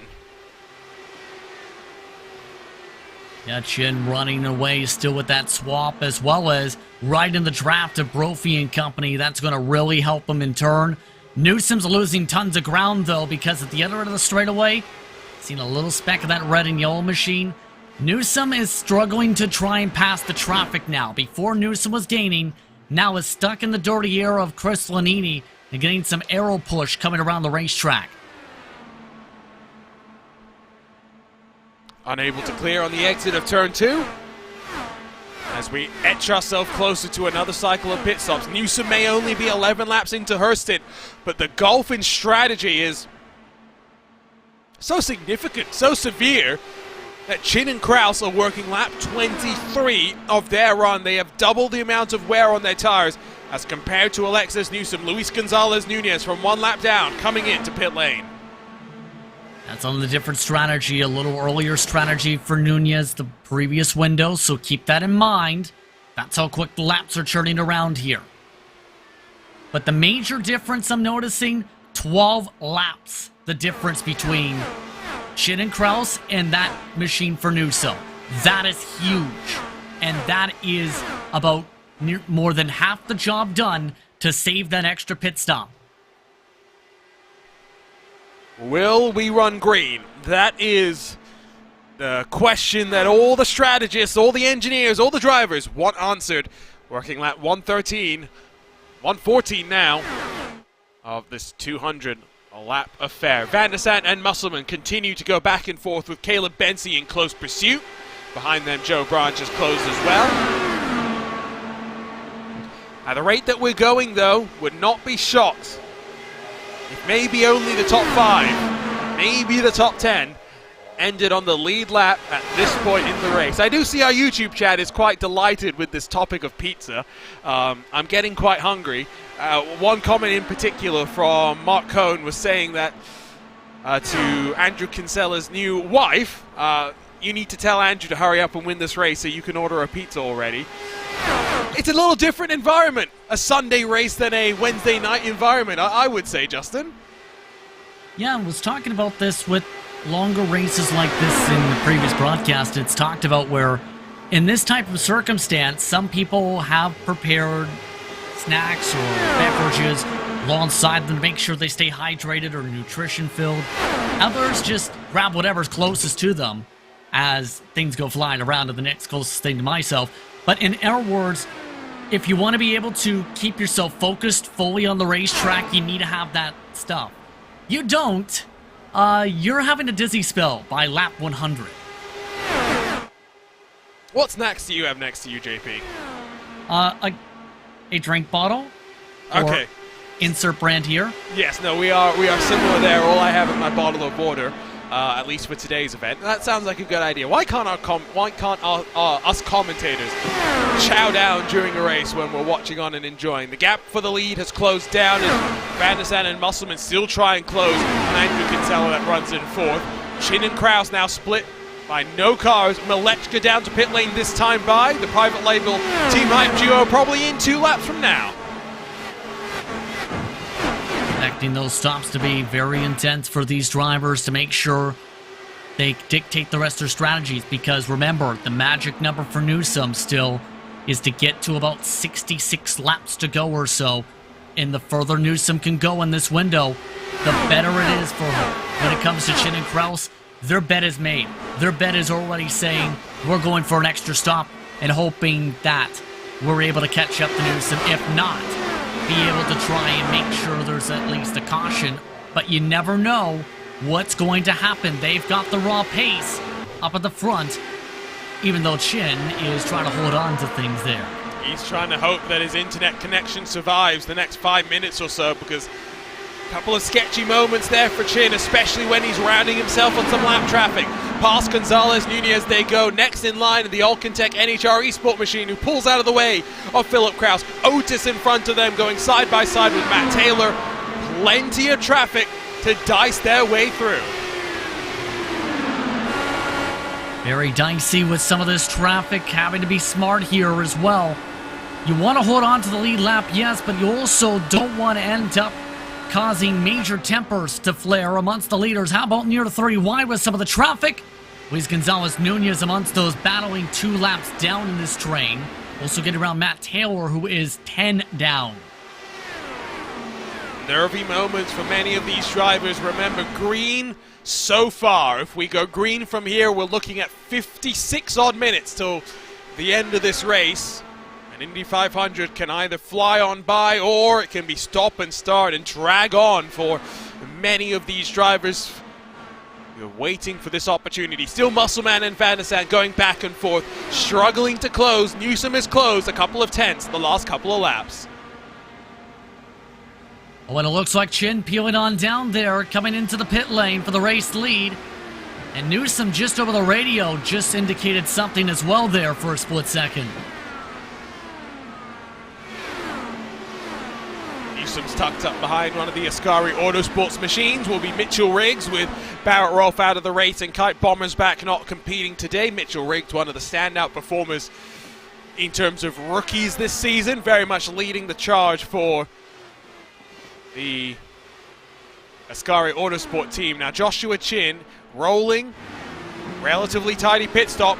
Now slightly offset though from Phil Krause, who maybe just wanted to go a lap longer, not because he's going to try something different on strategy, JP, but any mistake on pit lane now does not affect both the cars. Exactly. You don't want to end up impeding yourself. And the major thing when it came to Małeczka and Krause before, different teams, different agendas. Not so much now with Chin and Krause, where they work together in that circumstance. In this overcut, might be a bit powerful. We'll see how it plays out. We've seen some of these drivers, when they find clean air pockets, gain tons of time. Krause near perfect off the pit box. Gotta be careful. This is where things went wrong for him during the month of May. But nice and tidy, and you can see Josh Chin emerging in the rear view mirrors of Phil Krause. Krause will take over the race lead again. But more lap traffic to play a factor. Crucially, in the pit stop cycle, it swung back in the direction of your pole position winner. Well, Jenkins also ducking into the pit lane. The cycle continuing on here in the midst of things. But still, the eyes on some of these drivers. Bensi trying to stretch it. Is not in the greatest of windows. Needs to save a ton of fuel the next few cycles, or else there's going to be a very quick final circuit around towards the end of the strategy. Kinsella. Right now, no help once again on the lead lap. Trying to sort things out. In fact, no help around at all. Has had no help for a long while. Give him credit, though. Has gained a few seconds on that battle that was going on for the grouping behind him. Tidy onto pit lane. Does not like he's going to get bit by the speed limit monster.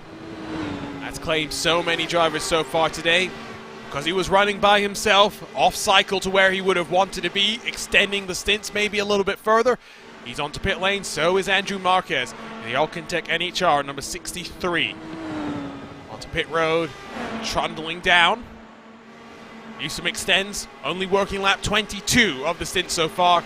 Be looking to go at least 10 laps more from this point. And if she does, she's in a prime position to try and win this race. Also in this strategy, Brian Beard. And that's about it for those who are in position to be on the lead lap here. The question is, for Beard's case, what can Brian Beard do, who is 23 seconds back?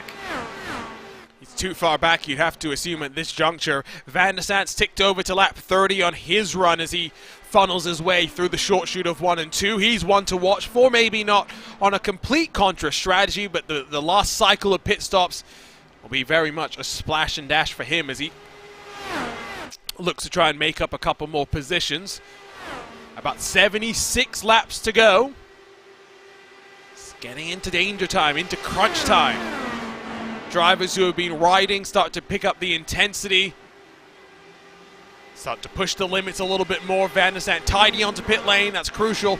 Bensi and Musselman stay out. That's going to be critical when it comes to this window. Still with the push forward.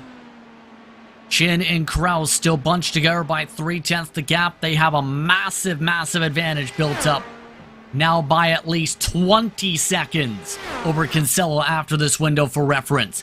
Van der Sant might cycle behind him. Yes, Van der Sant cycling behind Kinsella as you still watch the battle.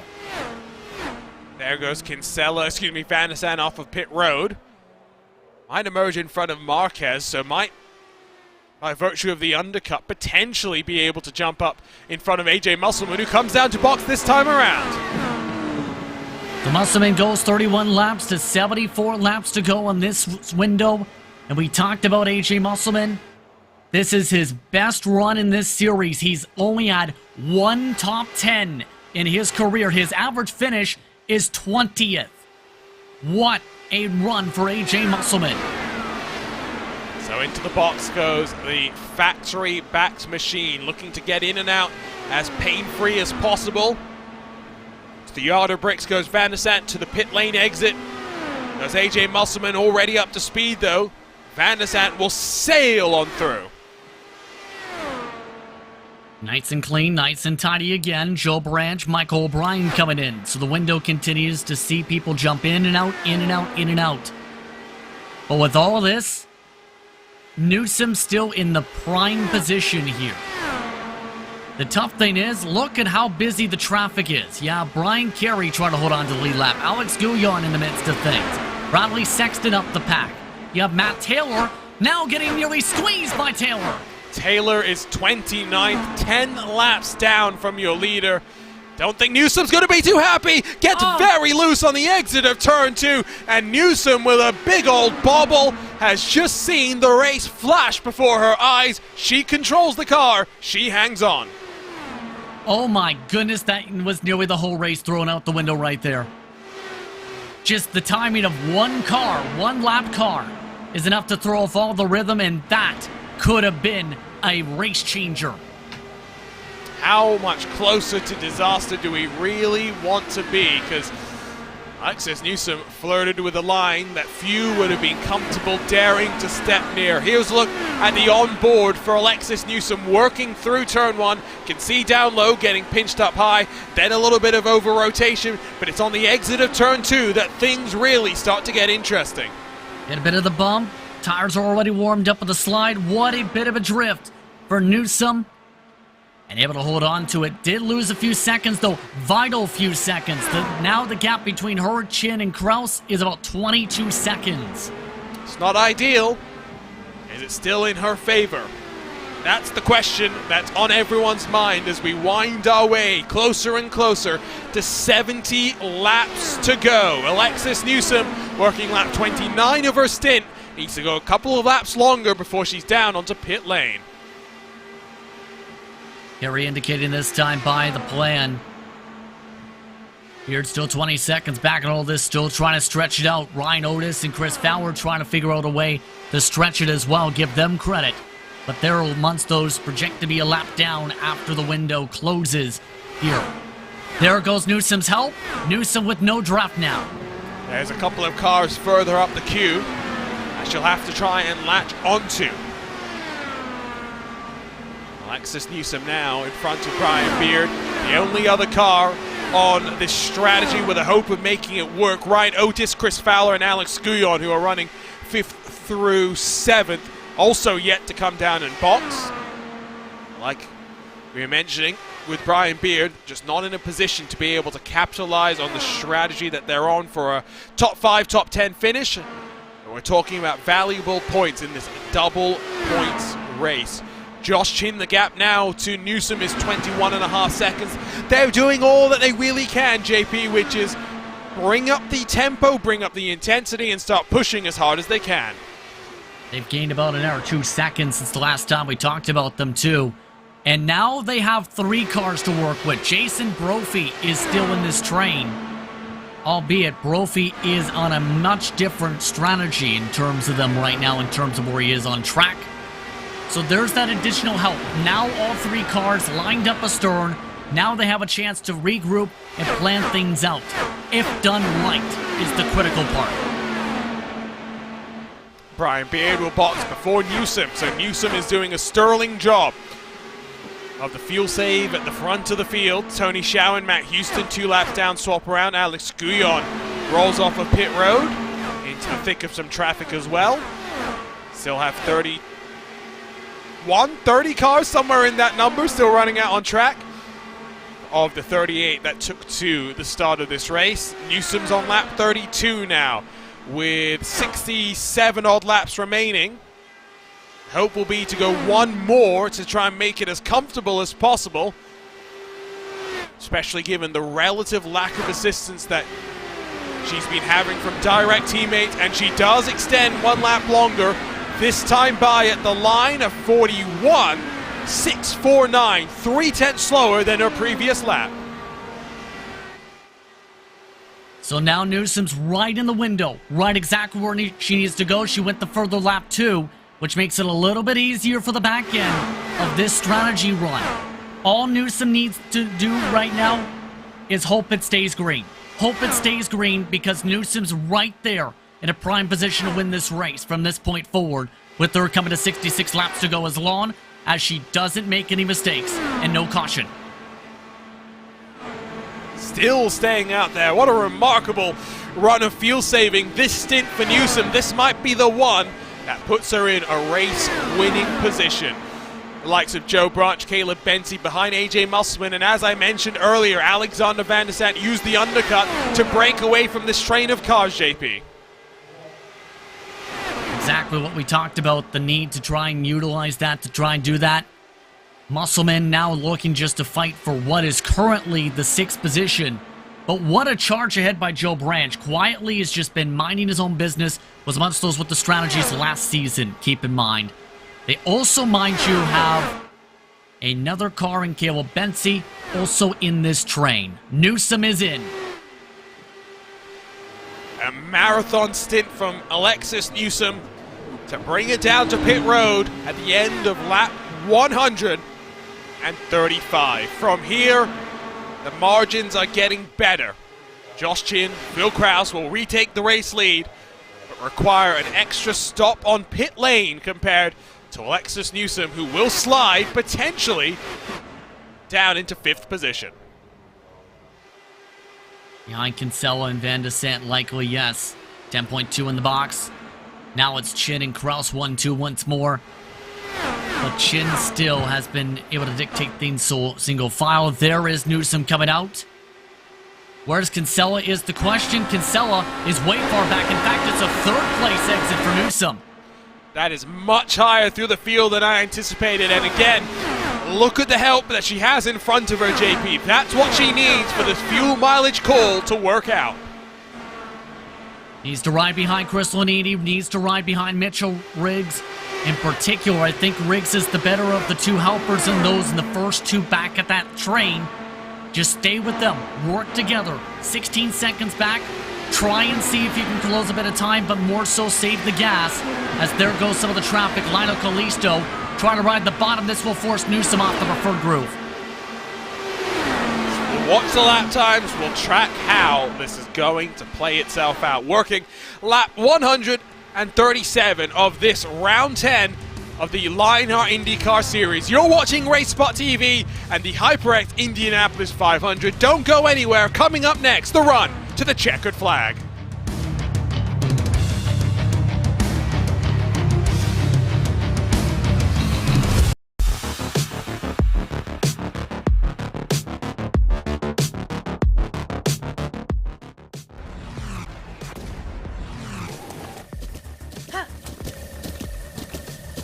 With the Butt Kicker Gamer 2, what you see and what you hear is what you feel. Butt Kicker. The future is feeling.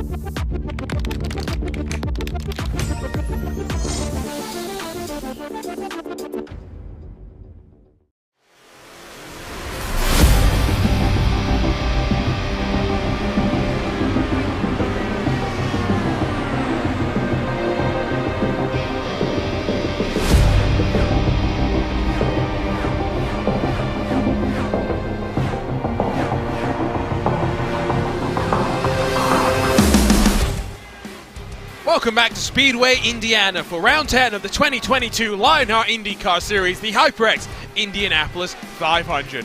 Alongside Justin Prince, my name is Arjuna Kankipati in a race that has gone green from the start to so far.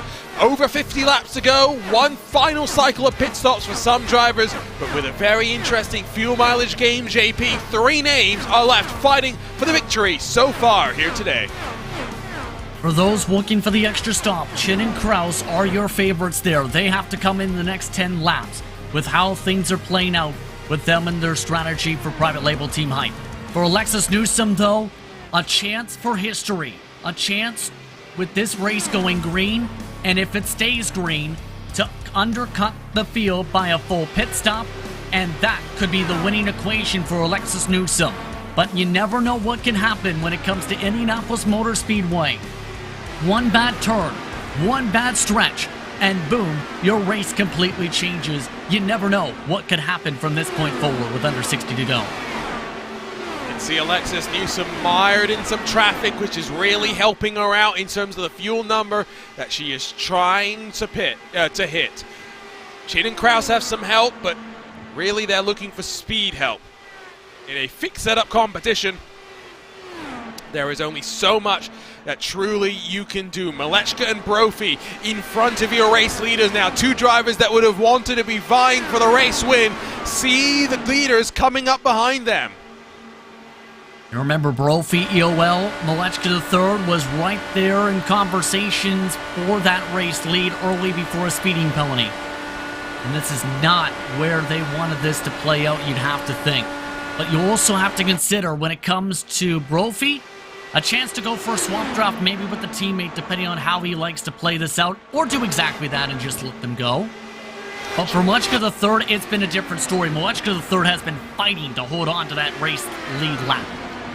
Jason Brophy started at the end of the line with a penalty from the previous race. Malechka started on the outside of the front row. It's not that simple in terms of how much one driver wants to fight than the other as well. Remember, Jason Brophy does not want to cause his teammates any undue harm in losing them time in this battle for the victory in the second Triple Crown race of 2022. Another technical blip for Joshua Chin. Hard and mouth moment for the Florida native.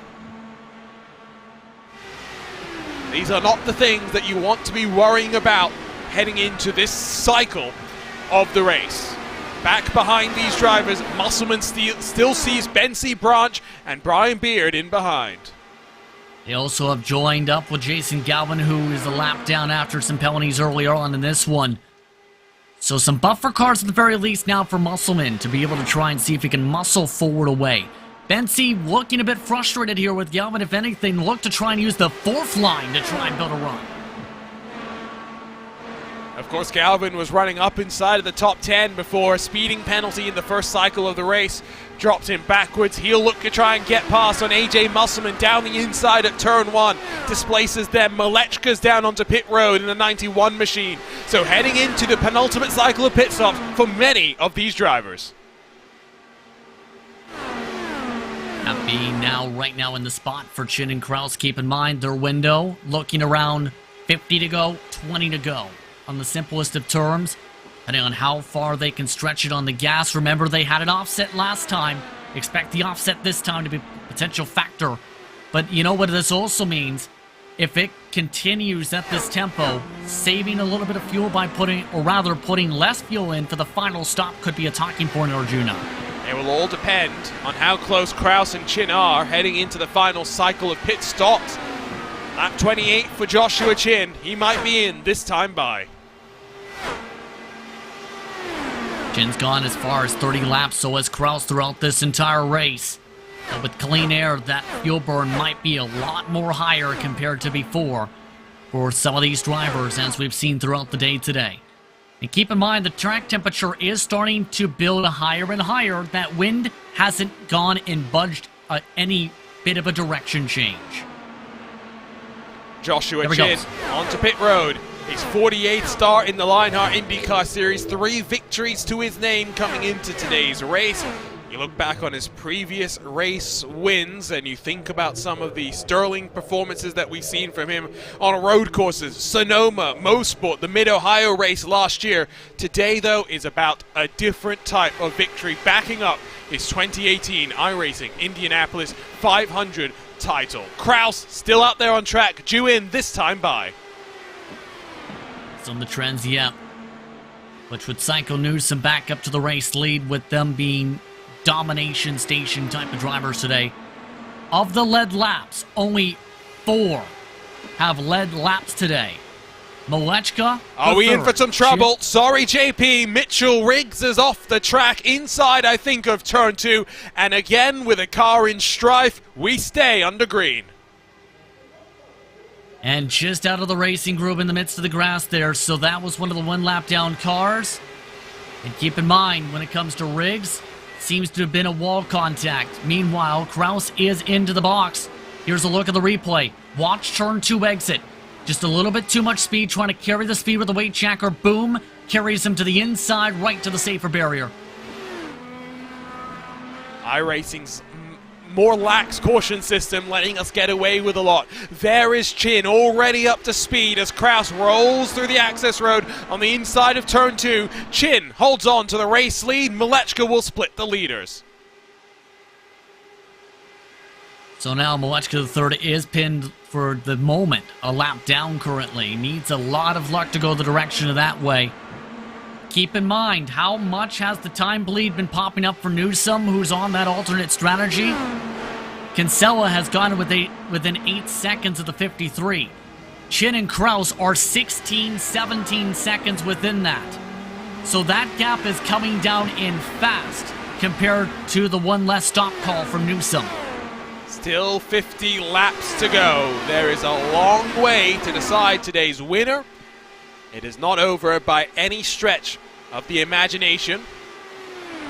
It is the gamble on fuel paying out in the direction. That factory backed, that Team i5G, that Alexis Newsom calculated coming into this race. Kinsella will box this time by. Canadian rolls down pit lane, no major drama on the entry for him. Andrew, I remember, was a little upset on the qualifying. Asked him why during the broadcast. He messed up that line, cost him a lot of the track position. You have to feel a bit for Kinsella because he's had the speed, just no one to help him with that pace.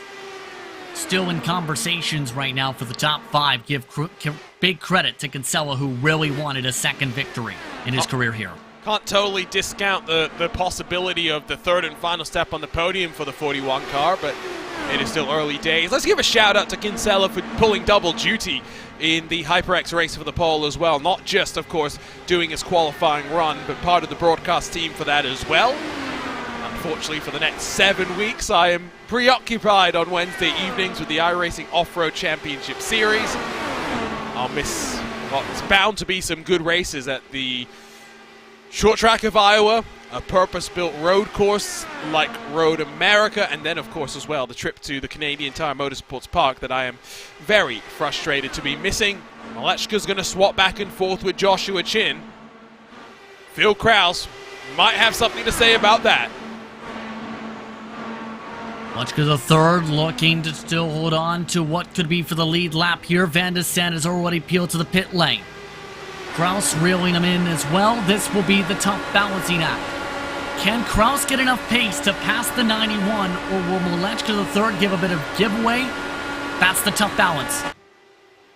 The counterpoint is, if you're Phil Kraus, do you save for 1 stint and for 1 alone? Do you ride around in the double draft of Malechka and Chin and try and get this done through the final cycle of pit stops. Remember, Kraus is going to box later than Joshua Chin anyway. Hypothetically, we'll need a little bit less fuel. Why not save, require even less fuel, and try and jump in the pit stop window? That might be something that Kraus starts to think about. Joe Branch down to pit road, this time by. Branch keeping it clean throughout the night. Give credit to as well to Marquez, who's quietly been able to keep his team up in the hunt. Still on the one-stop strategy. Looking, though, once again to the 91 launch to the third. Will there be another swap draft attempt? Yes, there is late in the corner. Kraus has backed it up, in fact, might be starting to play with the fuel map. We talked about this earlier. In-car adjustments. Front and rear anti-roll bar. Change the balance of the car. Weight jacker as well to shift the weight on the car itself. Fuel map will let you extend these stints just a little bit further. Chin able to get back on Malechka on the run down into turn one. The gap between Newsom and Chin is down to 14 seconds. Last time by, almost a full half a second quicker was Joshua Chin compared to your race leader. That makes me extremely nervous for the strategy now, because Newsom seems to be having to back up a bit, but also really struggling still with finding someone to truly work with the traffic, and that's the major thing right now. Newsom's losing ground on every corner entry and corner exit with the aero wash, having to lift that extra bit more compared to what Chin and Kraus have been able to do with their traffic management and their ability to swap draft. You see what Newsom's dealing with? Not really a great opportunity for a swap draft here. Watching this line of cars, Alexis Newsom is playing with a strategy call. 35 to go. If she boxes, then you think she's comfortable. She boxes with 35 to go, she's on the outside of the window, looking uncomfortable. 34 to go, looking better. 33, looking very good. Anything less than that basically means Newsom can think about ratcheting up the pace in the final 30-odd laps of this race. How long can she truly go for? Last time by, 7/10 the margin gained by Joshua Chin. This is too much time lost, Arjuna. I don't know if this is going to be enough for her to hold on here after the pit stop sequence. Getting past on AJ Musselman in the 54 for factory-backed motorsports. What's happened to Malechka in this situation? He's fallen backwards because of that lap traffic. And all the while, the gap grows between Chin and Kraus, up to 1.3, coming to the yard of bricks. Chris Lanini coming on in. You see some of that shuffling back there. And Kraus is losing tons of time here. Kraus is really, all of a sudden, he's not able to make any passes in the midst of this traffic. Mateus Kraus also on in the 59. Also rolling from pit road, Chris Lanini in the 91. So plenty of stops with just over 40 laps to go. Matthias Kraus comes in from 6th position, still requires a splash and dash to the end of the race. From pit road they come. Lanini's trying to merge into a good spot. Ryan Otis battling with Chris Fowler and Brian Carey. Carey's up 28 positions, although having said that, as he works lap 30 of the stint, he needs a caution to come and help him out. And has been struggling in the midst of that as well, I will say. I've noticed him hit the bottom of the curbing. Is it curling at the tail end of the lead lap for some? Ryan Otis, meanwhile, also in that strategy window, needing a caution to stay on the lead lap and pin a few others down off that main cycle. Currently, this is not for position, though, that he's in the midst of trying to work behind. This is Nunez he's working behind at the moment. Trying to run from a driver in Fowler he's been with all race. Under 11, the gap for the race lead. It's a little too close. If you're factory-backed motorsports with 40 laps to go. There's a fascinating chat that's been going on all day in our YouTube live conversation about pizza and various choices of toppings and whatnot, and even local chains. However, there is some slander about pizza, saying that stuffed crust is not good pizza. JP, what are your thoughts on this? Depends on the place, because it's not easy to make a stuffed crust and cook it properly and taste properly. So you need to have it from the right place if you want a stuffed crust. If you get it from a certain couple different chains, it won't be as good. Not naming said chains. I like that one. I agree. Stuffed crust is good, especially if you're more creative with what you stuff it with. There's plenty of options which don't have to be uber boring. Under 10, the gap for the race lead though. Another 0.8 of a second disappeared in the blink of an eye. I think if you're Alexis Newsom, at some point you've got to get up and go. I wonder if what Newsom is doing right now, JP, is thinking about the final stint of the race, trying to hit a number that will get her to lap 32. 32 laps to go at that magic marker where she can start easing up and start going a bit harder, forget the fuel saving. That might be a possibility maybe in terms of that tempo, because right now if this continues, Newsom's not winning the race with the current time bleed. If Newsom picks up the tempo by a significant margin at the end of the race, I think there's less panic. But the main thing that she might be doing here is maybe saying there's a big train of cars here, I'm going to lower the fuel maps, try and back it down so you can do exactly the point you just mentioned. Go hard at the end of the stint, try and maintain the gap after the pit cycle, and hope that Chin and Kraus don't get within your wake to be able to battle with you. It's a good point. How many cars are in front of Newsom? The time required to get past each and every one of them maybe doesn't play out in the cycle, in the calculation as favorable. Maybe the better call is to just save until you can get to pit lane from here. We'll wait and see. It's all coming to a head. I did mention as well, we may only end up with the top 5 still left on the leading lap. Don't count that out of the realm of possibilities either. Just 6 cars left on the leading lap as we cross the line, 36 to go. Gap down to under 9 seconds and closing for Chin. Here's a look at what Chin's dealing with though. A lot of battling in front. That's not for position. Galvin and Branch.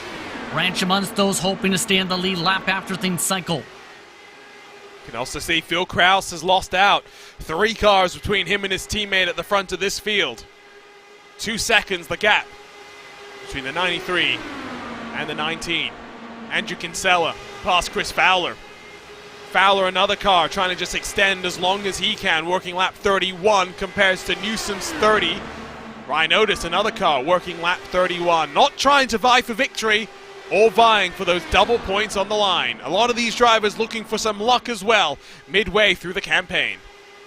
Especially with Chris Fowler. It's not been Fowler's season, where Fowler's been in contention for so many victories, but has really nothing to show for it point-wise. Now is hoping that Newsom doesn't find a way around here, or at the very least, a caution was to be triggered soon. Meanwhile, for Chin, he's losing a touch bit of ground because of the swapping in front. If anything, this has stagnated the progression that was being made, with Newsom having someone to finally work with. He's starting to go a little bit faster. Yeah, maybe not as helpful as she would have wanted in the form of Chris Fowler. Fowler's saving even more than Newsom, who said, I can't lose any more time behind you. But remember, Newsom is working onto lap magic number 33 to go. If she boxes after this lap, she is looking very comfortable on the fuel number. Oh, and somebody on the apron all of a sudden. That is Ron Hacker in trouble. Ron Hacker in the 21, slow rolling to pit lane. Crucially, Newsom stays out. At the very worst, she's looking at a 32-lap run to make it to the end from here. She's made the green light on the gas. Now, does she push? Does she try and go as further as she can? That's the major question mark. Chin is still 8.5 seconds back right now at this time. With no draft to peel off of, here's what happened for Ron Hacker. So through turn 2, up in the groove, a full line up as well. Straight into the wall. Another car finding out how tough the Indianapolis Motor Speedway can well and truly be. Does Newsom box this time? No, she extends one more lap. Magic fuel saving from Magic Alexis Newsom. With no help the past few laps and Chin dropping back and Newsom picking up the tempo, I wouldn't be surprised to see it come in now. Especially with that extra fuel burn coming in 41 flat last time by, despite no draft. It's swinging back in the favor of Newsom. 32 to go. Does she box this time? Draft from Kinsella pulling the 53 on the run into turn number 3.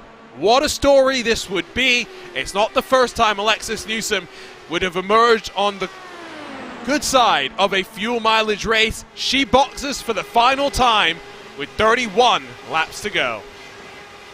Just got down to the speed limit just in time as well.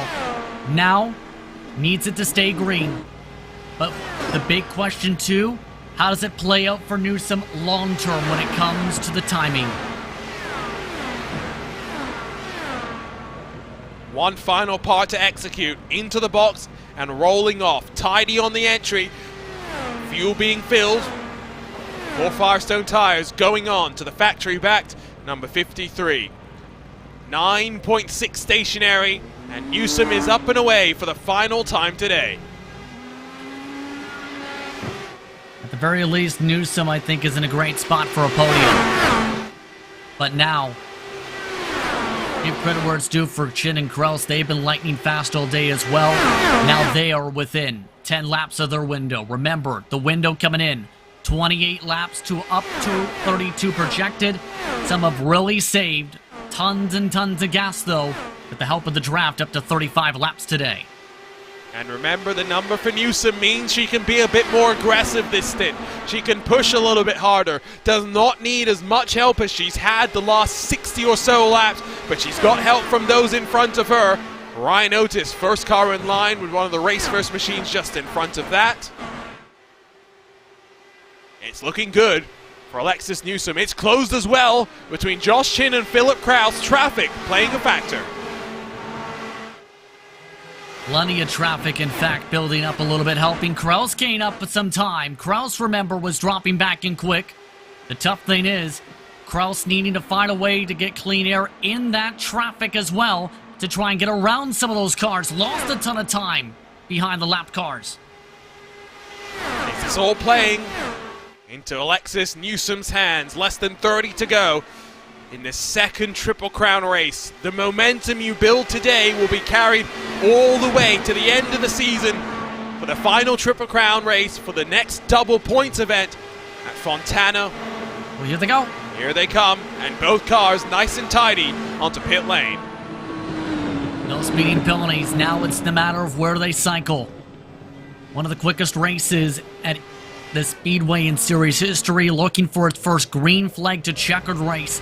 And now it comes down to where they come out here and how does Newsom respond in terms of the potential defense. Oh, Phil Kraus has slid through the box and has got to try and find his way into the correct spot.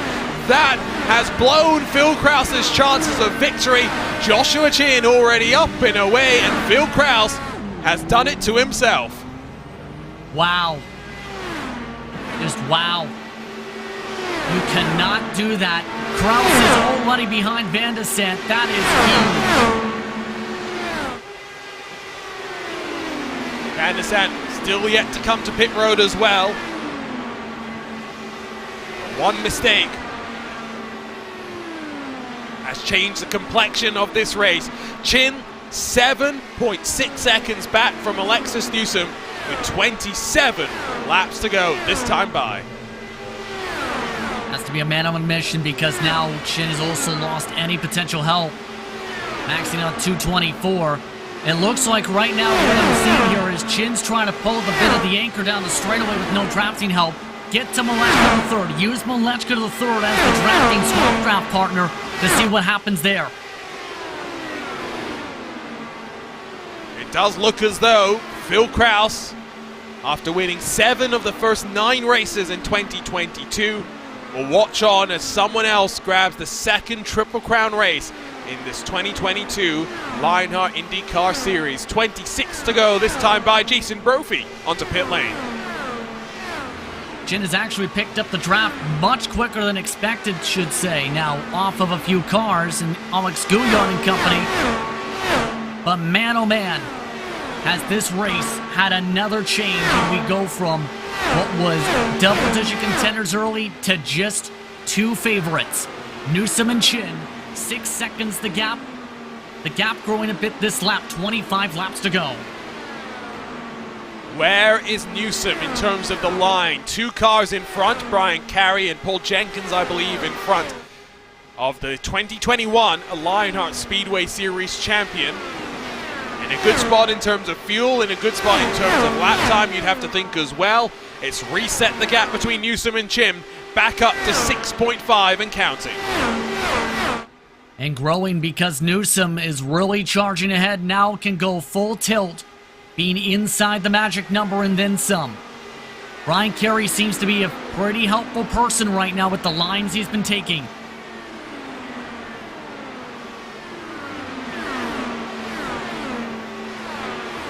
Just hear the engine note around the track. It's a difficult time for a lot of these drivers knowing what's on the line.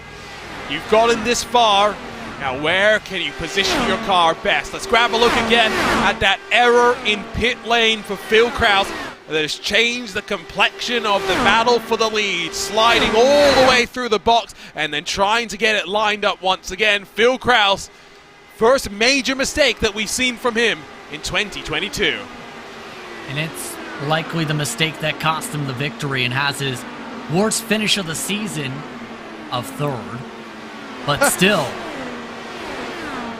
that's the type of mistake you think back and say, I shouldn't have done that. That is a major mistake from a major veteran. In terms of the platform, should say. No, sorry. I was just sending off some messages to the Team i5G camp to try and see how close it is for Newsom on fuel. What does she have to do in terms of hitting her number? It was only a couple of laps longer than what we think Josh Chin has got to do. So with 23 to go, coming to 22 at the line, Alexis Newsom is relying on Brandon Traino and Christian Steele to guide her to the end of this race. And the word from Brandon Traino, JP, is she is full push to the end of this race. And that is huge. And that shows exactly the card Newsom was playing. Save the gas, as you were talking about. And as we were discussing in general, save the gas, be able to push at the end of the run with a lighter race car. 3 laps the difference on them strategy-wise. Kinsella coming out just ahead of the race leader. Newsom looking to lap him. Kinsella emerges in 9th position for the time being, although we are waiting for cars in front of him to come down and box potentially one more time. The only thing that changes the story of this race would be a caution. It looked similar in the iRacing Indianapolis 500 earlier this year. During the month of May, Alexis Newsom, with the team around her, was building up for a victory on strategy. Cautions changed the game. Will we see that again today? Mike Rigney down to pit lane. And Rigney, not the way Rigney wanted this race to go. You see a very slow pit exit, meanwhile, going on at the end of the racetrack. It's not a pit that exit. That is a very slow Matt Houston. Yeah, I saw at the back of the shot that I think Matt Houston had a bit of a bobble there. Just as I was saying, all that Newsom needs to do is hope that the caution doesn't come out. It's about as close as you want to get. JP, talk to us about this one. Well, it wasn't necessarily a pit exit. It was more so a hit that navigated him there. Turn 1 has been a bugaboo for many. Short chute, slammed to the concrete part of the wall, and that's enough for mandatory damage repair, including a part coming off that car as well for Matt Houston. Houston, a very quiet day, not a good day for the 66. What's looking like it would be a decent day for Matt Houston in that 66, at the very least getting some solid points on the board, but now very much sliding backwards in the field. Under 20 to go, 19 this time at the line. The gap has grown, it's 7.5. Van der Sande is hunting down Joshua Chin, albeit with a pit stop yet to make. And that's the interesting part I'm finding out of all this is Chin's really losing ground. Lots and lots of it in oodles of bunches. Now it's the matter of, does anybody want to help out Chin here with this race? Remember, Molecular Third worked with Newsom last season in the Speedway Series. What more do we have left in store for us here today? In Chapter 10 of 22 in this 2022 Lionheart IndyCar Series. 18 to go at the line. Van der Sande down to pit lane. That's to be expected with that stop to make it to the end on gas, a lighter car. But the swap draft is being utilized by Moechka III, interestingly enough here. But it's not helping enough for Chin to close up. 7.5 seconds back. He's lost a second this run. Cars looking dirty. Debris thrown up over them over the course of the previous 180 laps. 6.9 the gap for the race lead. Still battles going on. Matthias Kraus on course potentially for a good top 10 finish as Brian Beard and Andrew Marquez behind him. The only car that we think doesn't need a stop to get to the end is that 5 car. Brian Beard on for a top 5 finish. But even then, it's a 7-lap difference now. Beard was on that cycle before, but that's changed over time. If anything, Beard is now in the hoping for a caution club with 9 cars in the lead lap here. But that lead is going down. This is likely going to be the ebbs and flows the rest of the way. Because now, it's the matter of Newsom needing the traffic to not play a factor. Newsom just scraped the wall in the short shoot in 3 and 4. Is that going to be a factor for the 53? Does it slow her down? Phil Krause has lost a whole bunch of time. Now behind Chris Fowler in the number 20 machine. Jason Brophy trying to work with him in the private label Team Hype camp to tow him up through traffic. It's a good point. NC as well would be expected to pit by that logic. Never trust the commentator's math.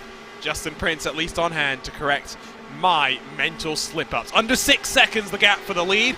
Andrew Kinsella has closed on Alexander Van der Sant. Both cars have made their final stop onto pit lane. They're fighting then for overall position. Kinsella with fresher tires. Excuse me, other way around. Van der Sant with the fresher tires. But Kinsella with the better run in the draft. Gonna quickly zip on by.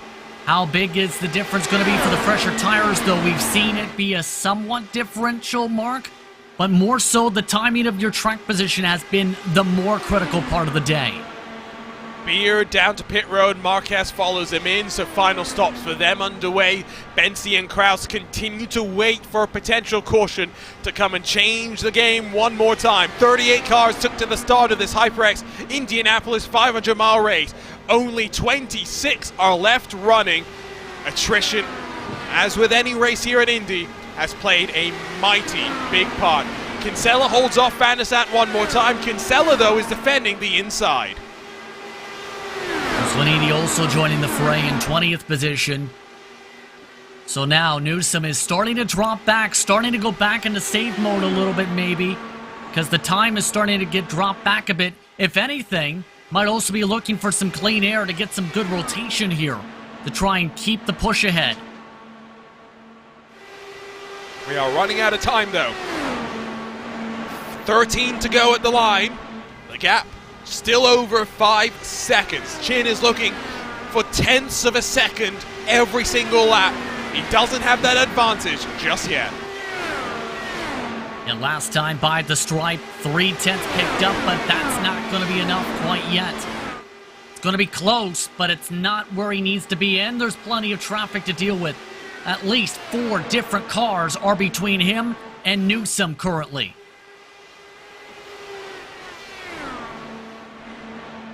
Seven cars left on the lead lap.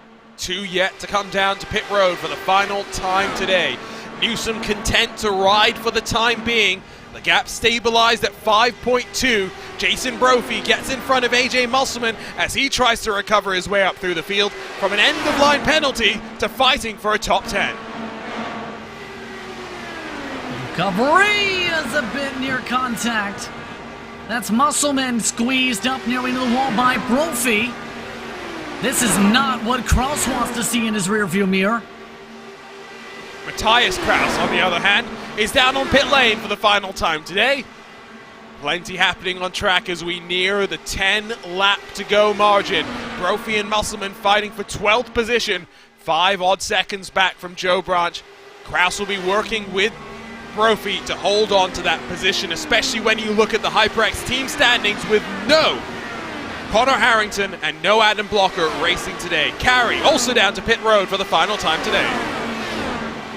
I think Newsom's found the sweet spot.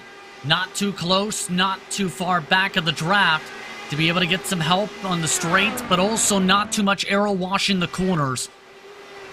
It's going to be a little bit more hairy, though, with that traffic coming out. And Matt Houston, who is on the bottom, and so there goes that strategy plan for a moment. Houston's running slowly as he tries to get back down to the inside of the track. We'll let your race leader go. Gap back up to 6. So it comes and it goes. The swings and roundabouts of racing at Indianapolis. Under 25 miles to go. Newsom has to hold on for 10 more laps for this historic victory.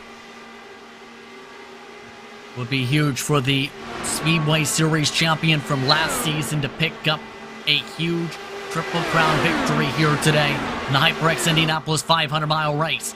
It's been that type of a day where strategy has reigned supreme, and it's been attrition building up for many over this long green flag run of 191 laps now complete. Rhino just has lost a little bit of ground. Joshua Chin will clear on him.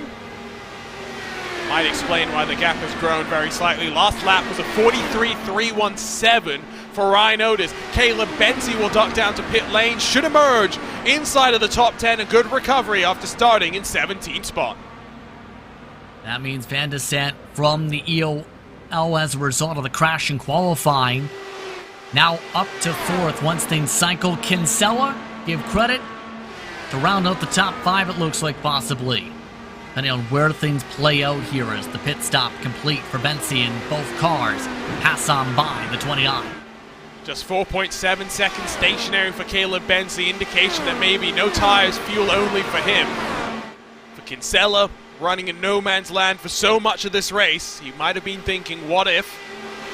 Some good points on the board for number 41 Machine. Otis will emerge 2 and a bit seconds back from Caleb Benzie. Let's see if old tires are going to be able to hang on. Otis already up to full racing speed, of course. Racing for the lead. Newsom still 6.2 clear. JP, she looks like she's comfortably holding on at this point in time. At this point, just have to hope it keeps going like this. The point of no return here in Indianapolis, about 3 laps to go. That's got to be the mark where you can start taking some breaths. Just don't push up the hill like that again, please.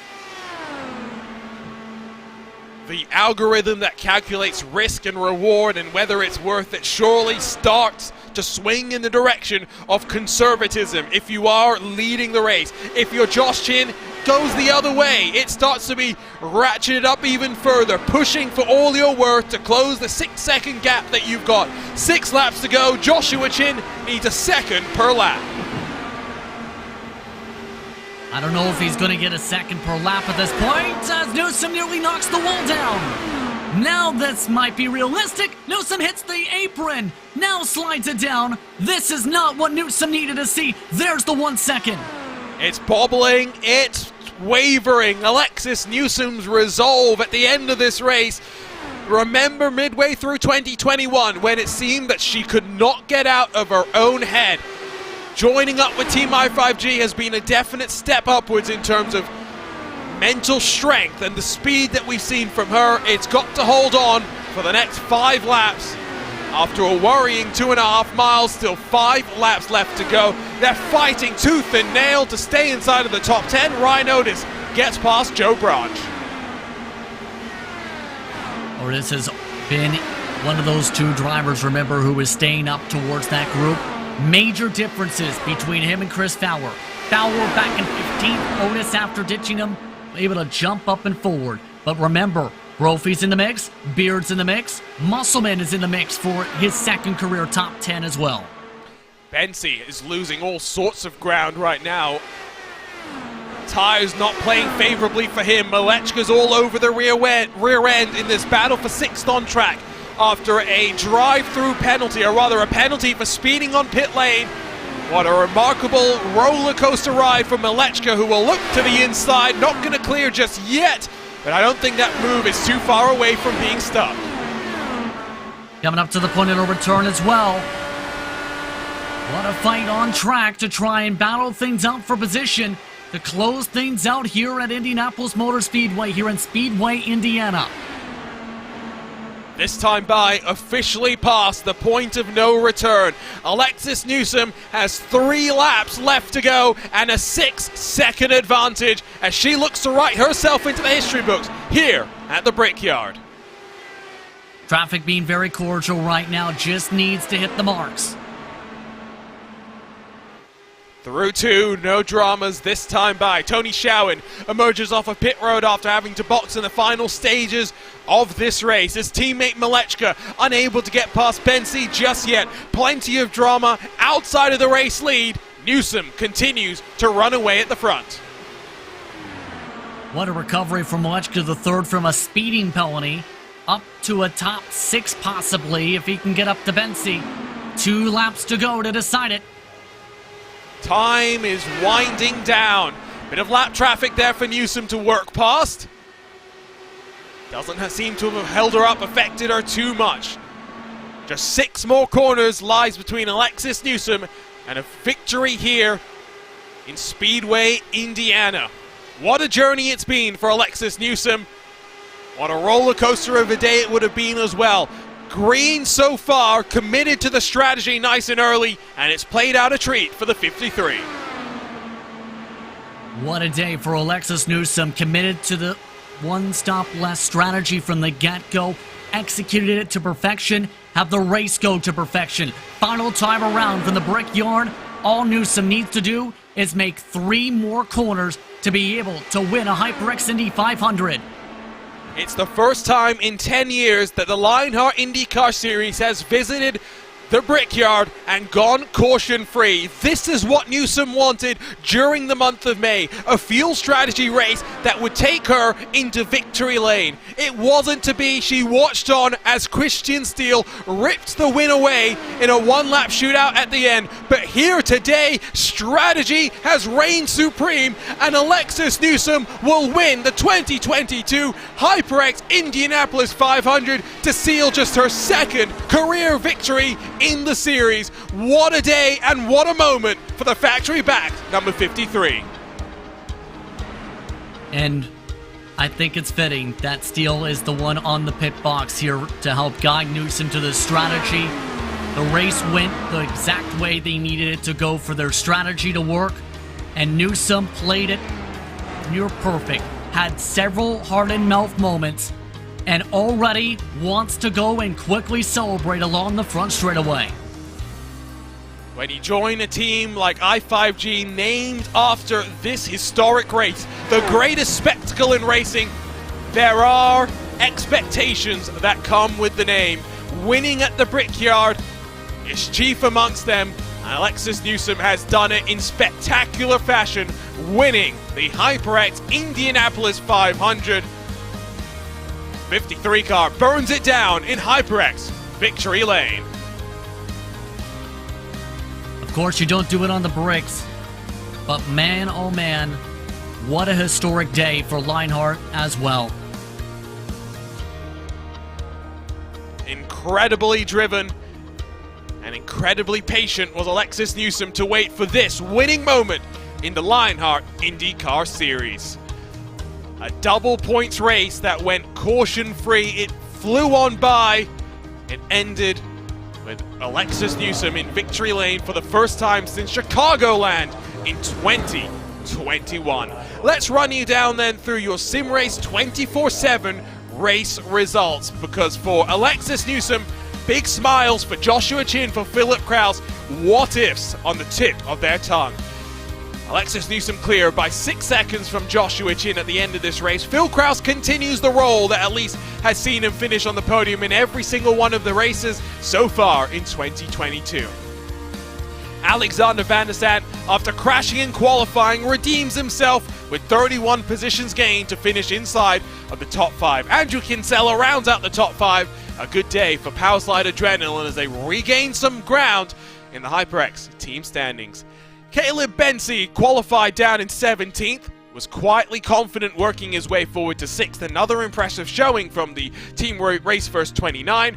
Malechka in 7th after a speeding penalty, does well to recover. Ryan Otis, Joe Branch, and then Jason Brophy With a penalty at the start of this race, an end-of-line penalty to be served, Brophy works himself up 28 spots to get into the top 10. AJ Musselman in 11th, who showed some great race pace today. Missing out on the top 10, unfortunately. Brian Beard on strategy down in 12th. Matthias Kraus 13th. Andrew Marquez, Chris Fowler through the top 15. Michael O'Brien finishes this race in 16th spot with Paul Jenkins and Brian Carey behind him. Carey and Lanini, double-digit positions gained up into the top 20. Bradley Sexton right behind them. Mike Rigney down in 21st with Luis Gonzalez Nunez, Jason Galvin, and Alex Guyon all 2 laps down as well. 3 laps down is Tony Schowen in the number 31. While many of the cars with struggles here today, Matt Houston, Matt Taylor, Lionel Kalisto, Ron Hacker, Mitchell Riggs, and many, many more all retiring somewhat unfortunately early from today's race. Caution free across of 500 miles. What a race it was, and it leads us into our HyperX post-race show because the Lionheart Racing Series is powered by HyperX, makers of premier gaming gear like the legendary ultra-comfortable cloud line of gaming headsets. Whatever you play, however you play, HyperX knows we're all gamers. For more information on HyperX products, visit hyperx.com. And while we dive into post-race interviews, we're still waiting for Victory Lane to be a place to chat. But for now, we'll dive to second spot in this race. And Joshua Chin. Josh, you came in a bit early one time in the cycle to match up with your teammate. Worked out quite nicely for you two, working your way up to second and third at the end of this race. Yeah, it was disappointing. Had a really good run at it. It's probably the best Indy I've had in 4 or 5 years since 2018. And just thought we had the shot, and it didn't quite work out. And then Phil missed the box, and that was kind of day done and over. And I underfueled by a gallon too, so that didn't help. And I just kind of had to maintain position. But even with all that, I don't think we were going to get up to Alexis. We had to get going sooner than we did. Second place is really nice to have. Best finish of the year, but man, it sucks. Really wanted that win. Did you ever think about trying the fuel save? Did you ever expect us to go caution-free for 500 miles? I knew the save was kind of possible, but I didn't think anyone would commit to it, and especially the way the cycle worked out, and with losing Adriano and Rob and Henry out of the pack early on, I figured it wasn't going to work out for Alexis, but she caught all the lap traffic she needed to in the places she did, and just ran a management race. And then the caution never came out, so that helped out a lot. I didn't expect that at all. I know there were a few on-track incidents, people getting mad at each other, so to come out of that with no caution was a big surprise for all of us, I think, especially at the 3 of us on track. We didn't think it was going to go caution-free, especially after about 50 laps. Only your 7th start of the season. You missed 3 races, but you've had some good speed. 3rd and 4th consecutive, back-to-back Watkins Glen and then Phoenix. I mean, what are your aims for this season? Not competing for a championship, not fighting as part of the team championship either. What's your goal other than good finishes? Just trying to get wins as much as possible and support Phil and getting the title, the guys, and getting the overall team championship. Today was a big step in points. Trying to get. My goal is to try and get top 10 once drops and everything work out. I think I'm down like 3 races right now. So hopefully it'll work out pretty nice. Getting double points in a race for once has actually been a great change for me, because I think it's the first time I've scored in a double points race that wasn't more than like 30 points. So yeah, overall just try and help the guys get the championship and just have a good season. Go trophy hunting from here on out. Congratulations on 2nd here today, Joshua Chin. Thank you, guys. And now we can dial ourselves up into HyperX Victory Lane, where Alexis Newsom is standing by. Alexis, talk to us about the emotions. You came close in May, but you finally got this victory, a signature victory at the Brickyard. Yeah, I cannot believe it went green, honestly. I just kind of did the same thing we did in May and had the I5G guys helping us along with the factory back. And yeah, I'm really glad that worked out. I'm shocked, kind of. I mean, we know you like a fuel save. How likely, when you committed to this strategy, how much were you thinking this was realistic? How much were you waiting for an ill-timed caution to come and ruin the flow?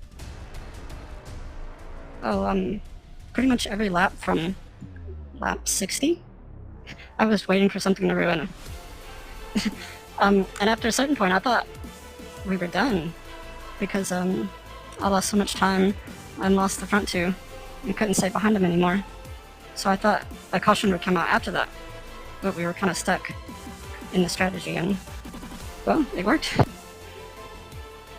And now, 2 second-place finishes. You missed our race at Suzuka, but a win this season. What's it been like in your first full-time campaign in this Lionheart IndyCar series? Lots of mistakes. I think I could be a lot higher if I just hadn't done so many stupid things. But it's learn from stuff, and maybe next year will be a little better, or I can claw my way back up a little bit. Still a long way to go. Double points. Alexis Newsom, a winner of the Lionheart HyperX Indianapolis 500. To the final step of the podium we go, and we're joined by the man in form, the man in vogue, Phil Kraus. Phil, unfortunately, it was a mistake in the pit cycle that cost you any chance of being able to fight maybe a little bit more for the win, but talk to us about the race after putting it on pole position. Yeah, it was a pretty good race. Just didn't really end up falling our way because Rob got a speeding penalty on, I think it was the third cyclist stop, so we weren't able to drop Alexis there. I had to kind of work with Chin and drop back a little bit, so she got an extra run in our draft, so we weren't able to drop her really, and then the lap cars worked really well in her favor, and she was just able to get the fuel save done and able to pull it out. She did an amazing job to get that fuel save and win the race. I mean, the run is over, Phil. You didn't finish inside the top 2 today. You only finished inside the top 3. I mean, halfway through this campaign. Oh no, Arjuna. I know. I mean, imagine the bad luck that you must have had. But I mean, overall, you must be looking at this first half of the season. We still got 1 race to go, yes, but 2 double points races in the books. You've now got very little pressure in some ways heading into the back half of the campaign. Yeah, definitely.